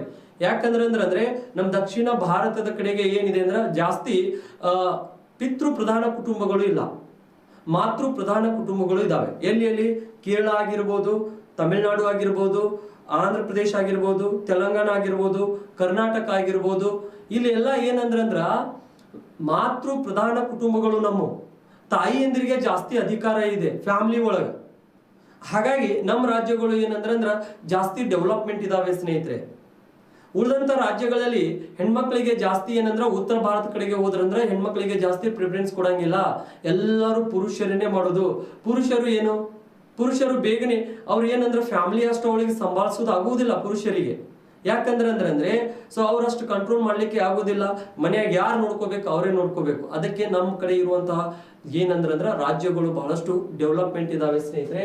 ಅದಕ್ಕೆ ಇಲ್ಲಿ ನೋಡಿ ಕರ್ನಾಟಕದಲ್ಲಿ ನಾವು ಕೂಡ ಇಲ್ಲಿನೂ ನಾವು ಕೂಡ ಏನ್ ಮಾಡ್ಬೇಕಾಗಿದೆ ಅಂದ್ರ 1000ಕ್ಕೆ 1000 ಪುರುಷರಿಗೆ 1000 ಮಹಿಳೆಯರು ಆಗ್ಬೇಕು ನಮ್ಮಲ್ಲಿನೂ ಕೂಡ. ಹಂಗ ಮಾಡ್ಬೇಕಂದ್ರೆ ನೀವು ಏನ್ ಮಾಡ್ತೀರಿ ನೋಡ್ರಿ, ಏನ್ ಪ್ರಯತ್ನ ಮಾಡ್ತೀರಿ? ನಾಳೆ ಮದುವೆ ಆದ್ರ 2 ಮಕ್ಕಳು ತಗೋಬೇಕು. 2 ಮಕ್ಕಳು ಯಾವ ಇರ್ತಾವ ಫಸ್ಟ್ ಇವ್ ನೋಡು, ಅವು ಗಂಡು ಪಾಪುರ ಆಗಿರ್ಲಿ ಹೆಣ್ಣು ಪಾಪುರ ಆಗಿರ್ಲಿ 2ರ ಮ್ಯಾಗ ಸ್ಟಾಪ್ ಮಾಡ್ಬೇಕು ನೋಡ್ರಿ. ಜಾಸ್ತಿ ತಗೋಬಾರ್ದು. ಹೌದಾ? ತಗೊಳಂಗಿಲ್ಲಲ್ಲ. ಇವತ್ತು ನನಗೆ ಪ್ರಾಮಿಸ್ ಮಾಡ್ಬೇಕು ನೀವು. ಯಾಕಂದ್ರೆ ಸೊ ಡೆವಲಪ್ಮೆಂಟ್ ಅದು ಬಹಳಷ್ಟು ಮುಖ್ಯವಾಗತ್ತೆ. ಇಲ್ಲಿ ಕೇರಳದಲ್ಲಿ ಇಷ್ಟೆಲ್ಲ ಡೆವಲಪ್ಮೆಂಟ್ ಆಗಲಿಕ್ಕೆ ಕಾರಣ ಏನು? ಅವ್ರದ್ದು ಲಿಂಗಾನುಪಾತ ಜಾಸ್ತಿ ಇದೆ. ಆಮೇಲೆ ಲಿಟ್ರಸಿ ರೇಟ್, ಸಾಕ್ಷರತೆ ಪ್ರಮಾಣ, ಇವ್ರ ಸಾಕ್ಷರತೆ ನಾವು ನೋಡಿದಾಗ ಇವ್ರ ಸಾಕ್ಷರತೆಯಲ್ಲಿ 91% ತನ ಇದ್ದಾರೆ ಸ್ನೇಹಿತರೆ. 91% ಲಿಟ್ರಸಿ ಒಳಗೆ. ಇಲ್ಲೇ ನಮ್ ಕರ್ನಾಟಕಕ್ಕೆ ಅಬ್ಸರ್ವೇಷನ್ ಮಾಡು. ನಮ್ ಕರ್ನಾಟಕ 70 ನಾವು ಹೇಳ್ಬೋದು 75.36% ಕರ್ನಾಟಕದ. ವಿಚಾರ ಮಾಡ್ರಿ, ಅವ್ರಕ್ಕಿಂತ ನಾವು ಹಿಂದದೇವಿಲ್ಲ. ಸೊ ಹಿಂಗ ಏನಾಗಬಾರ್ದಂದ್ರ ಎಜುಕೇಟೆಡ್ ಎಲ್ಲಿರ್ತಾರೆ ಅಲ್ಲಿ ಏನಂದ್ರ ಜಾಸ್ತಿ ಗಂಡು ಮಕ್ಕಳೇ ಬೇಕು ಹೆಣ್ಮಕ್ಳೇ ಬೇಕು ಅಂತ ಅನ್ನುವಂತ ಮನೋಭಾವ ಇರಂಗಿಲ್ಲ. ಹಾಗಾಗಿ ಇಲ್ಲಿ ಏನಂದ್ರ ಈ ರಾಜ್ಯಗಳು ಈ ಕೇರಳ ಏನಂದ್ರೆ ಒಟ್ಟಾರೆ ಡೆವಲಪ್ಮೆಂಟ್ ಇದೆ. ಡೆವಲಪ್ಮೆಂಟ್ ಇರುವುದಕ್ಕ ಇವೆಲ್ಲ ವಿಮಾನ ನಿಲ್ದಾಣಗಳು ಆಗಿರ್ಬೋದು ಎಲ್ಲ ಪ್ರತಿಯೊಂದು ಅನುಕೂಲ ಆಗತ್ತೆ ಸ್ನೇಹಿತರೆ ಅಲ್ಲಿ. ಅದಕ್ಕೆ 4 ಏರ್ಪೋರ್ಟ್ಗಳು ಇದಾವೆ ಇಲ್ಲಿ. ಕಣ್ಣೂರು ಅಂತಾರಾಷ್ಟ್ರೀಯ ವಿಮಾನ ನಿಲ್ದಾಣ, ಕೊಚ್ಚಿ ಅಂತಾರಾಷ್ಟ್ರೀಯ ವಿಮಾನ ನಿಲ್ದಾಣ, ಕಾಜಿಕೋಡಿ ಅಂತಾರಾಷ್ಟ್ರೀಯ ವಿಮಾನ ನಿಲ್ದಾಣ, ಆಮೇಲೆ ತಿರುವನಂತಪುರ ಅಂತಾರಾಷ್ಟ್ರೀಯ ವಿಮಾನ ನಿಲ್ದಾಣಗಳು. ಇಲ್ಲಿ ಆ ರಾಜ್ಯ ಡೆವಲಪ್ಮೆಂಟ್ ಇರುವುದಕ್ಕೆ ಈ ವಿಮಾನ ನಿಲ್ದಾಣಗಳು ನಮಗೆ ಇಲ್ಲಿ ಜಾಸ್ತಿ ಪ್ರಮಾಣದಲ್ಲಿ ಕಂಡು ಬರ್ತಾವೆ ಸ್ನೇಹಿತರೆ. ನೆಕ್ಸ್ಟ್ ಅಲ್ಲಿಂದ ನಾವು ಮುಂದೆ ನೋಡಿದಾಗ ಈ ಕಡೆಗೆ ಬರಬೇಕಾಗತ್ತೆ. ಈಗ ಈ ಕಡೆಗೆ ಬರ್ಬೇಕಂದ್ರೆ ಇಲ್ಲಿ ಅಂಡಮಾನ್ ಅಂಡ್ ನಿಕೋಬಾರ್ ಇದೆ ಸ್ನೇಹಿತರೆ. ಯಾವುದು? ಅಂಡಮಾನ್ ಅಂಡ್ ನಿಕೋಬಾರ್. ಈ ಭಾಗದಲ್ಲಿ ದ್ವೀಪ ಇದೆ. ಯಾವ್ದು? ಅಂಡಮಾನ್. ಹೌದಾ? ಅಂಡಮಾನ್ ಮತ್ತು ನಿಕೋಬಾರ್.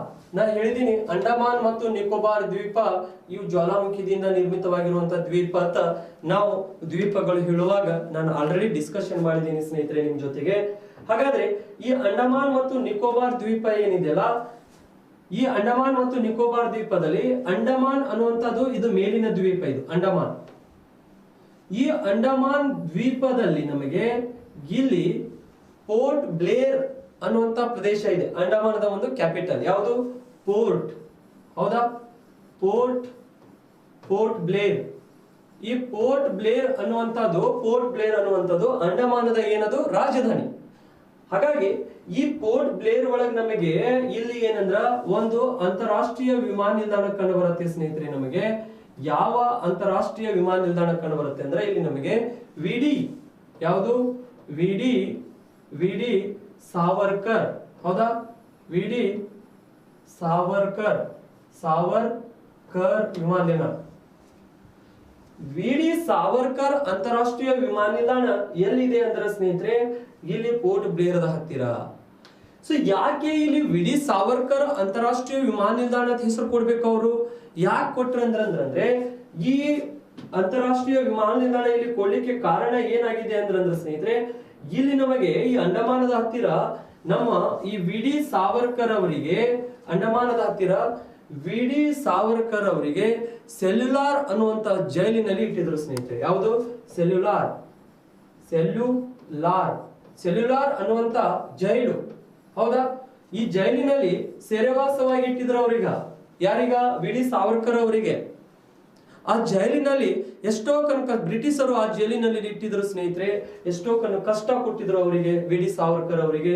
ಹಾಗಾಗಿ ವಿ ಡಿ ಸಾವರ್ಕರ್ ಅಲ್ಲಿ ಇದ್ದಿದ್ದಕ್ಕ ಒಂದು ನೆನಪಿನಗೋಸ್ಕರ ಏನಂದ್ರ ಸೆಲ್ಯುಲಾರ್ ಜೈಲಲ್ಲಿ ಇದ್ರು ಅವರು. ಅದಕ್ಕ ವಿ ಡಿ ಸಾವರ್ಕರ್ ಅಂತಾರಾಷ್ಟ್ರೀಯ ವಿಮಾನ ನಿಲ್ದಾಣ ಅಂತ ಏನ್ ಮಾಡ್ತಾರಂದ್ರ ಘೋಷಣೆ ಮಾಡ್ತಾರೆ. ಸೊ ಈ ಭಾಗದಲ್ಲಿ ಇಷ್ಟು ಅಂತಾರಾಷ್ಟ್ರೀಯ ವಿಮಾನ ನಿಲ್ದಾಣಗಳು ಅದು. ಇದನ್ನು ನೀವು ಕೆಲವೊಂದ್ ಸರ್ತಿ ಅಂಡಮಾನ್ ನಿಕೋಬಾರ್ದಲ್ಲಿ ಇರುವಂತ ಅಂತಾರಾಷ್ಟ್ರೀಯ ವಿಮಾನ ನಿಲ್ದಾಣ ಯಾವ್ದತ್ ಕೇಳಿಬಿಡ್ತಾರೆ. ಅದಕ್ಕೆ ನೀವು ನೆನ್ಪಿಟ್ಕೋಬೇಕಾಗತ್ತೆ. ಗೊತ್ತಾಯ್ತಾ? ನೆಕ್ಸ್ಟ್ ಈ ಅಂಡಮಾನ್ ನಿಕೋಬಾರ್ ಆದ ನಂತರ ಸ್ನೇಹಿತರೆ, ಇಲ್ಲಿ ಮಹಾರಾಷ್ಟ್ರದಲ್ಲಿ ಇನ್ನ ಒಂದು ಏರ್ಪೋರ್ಟ್ ಬರುತ್ತೆ. ಆಗಲೇ ನಾನು ಛತ್ರಪತಿ ಶಿವಾಜಿದು ಅಂತ ಹೇಳಿದೆ. ನೆಕ್ಸ್ಟ್ ಒಳಗಡೆಗೆ ಬಂದೆವು ಅಂದ್ರ ಮಹಾರಾಷ್ಟ್ರದ ಪೂರ್ವ ಭಾಗದ ಕಡೆಗೆ.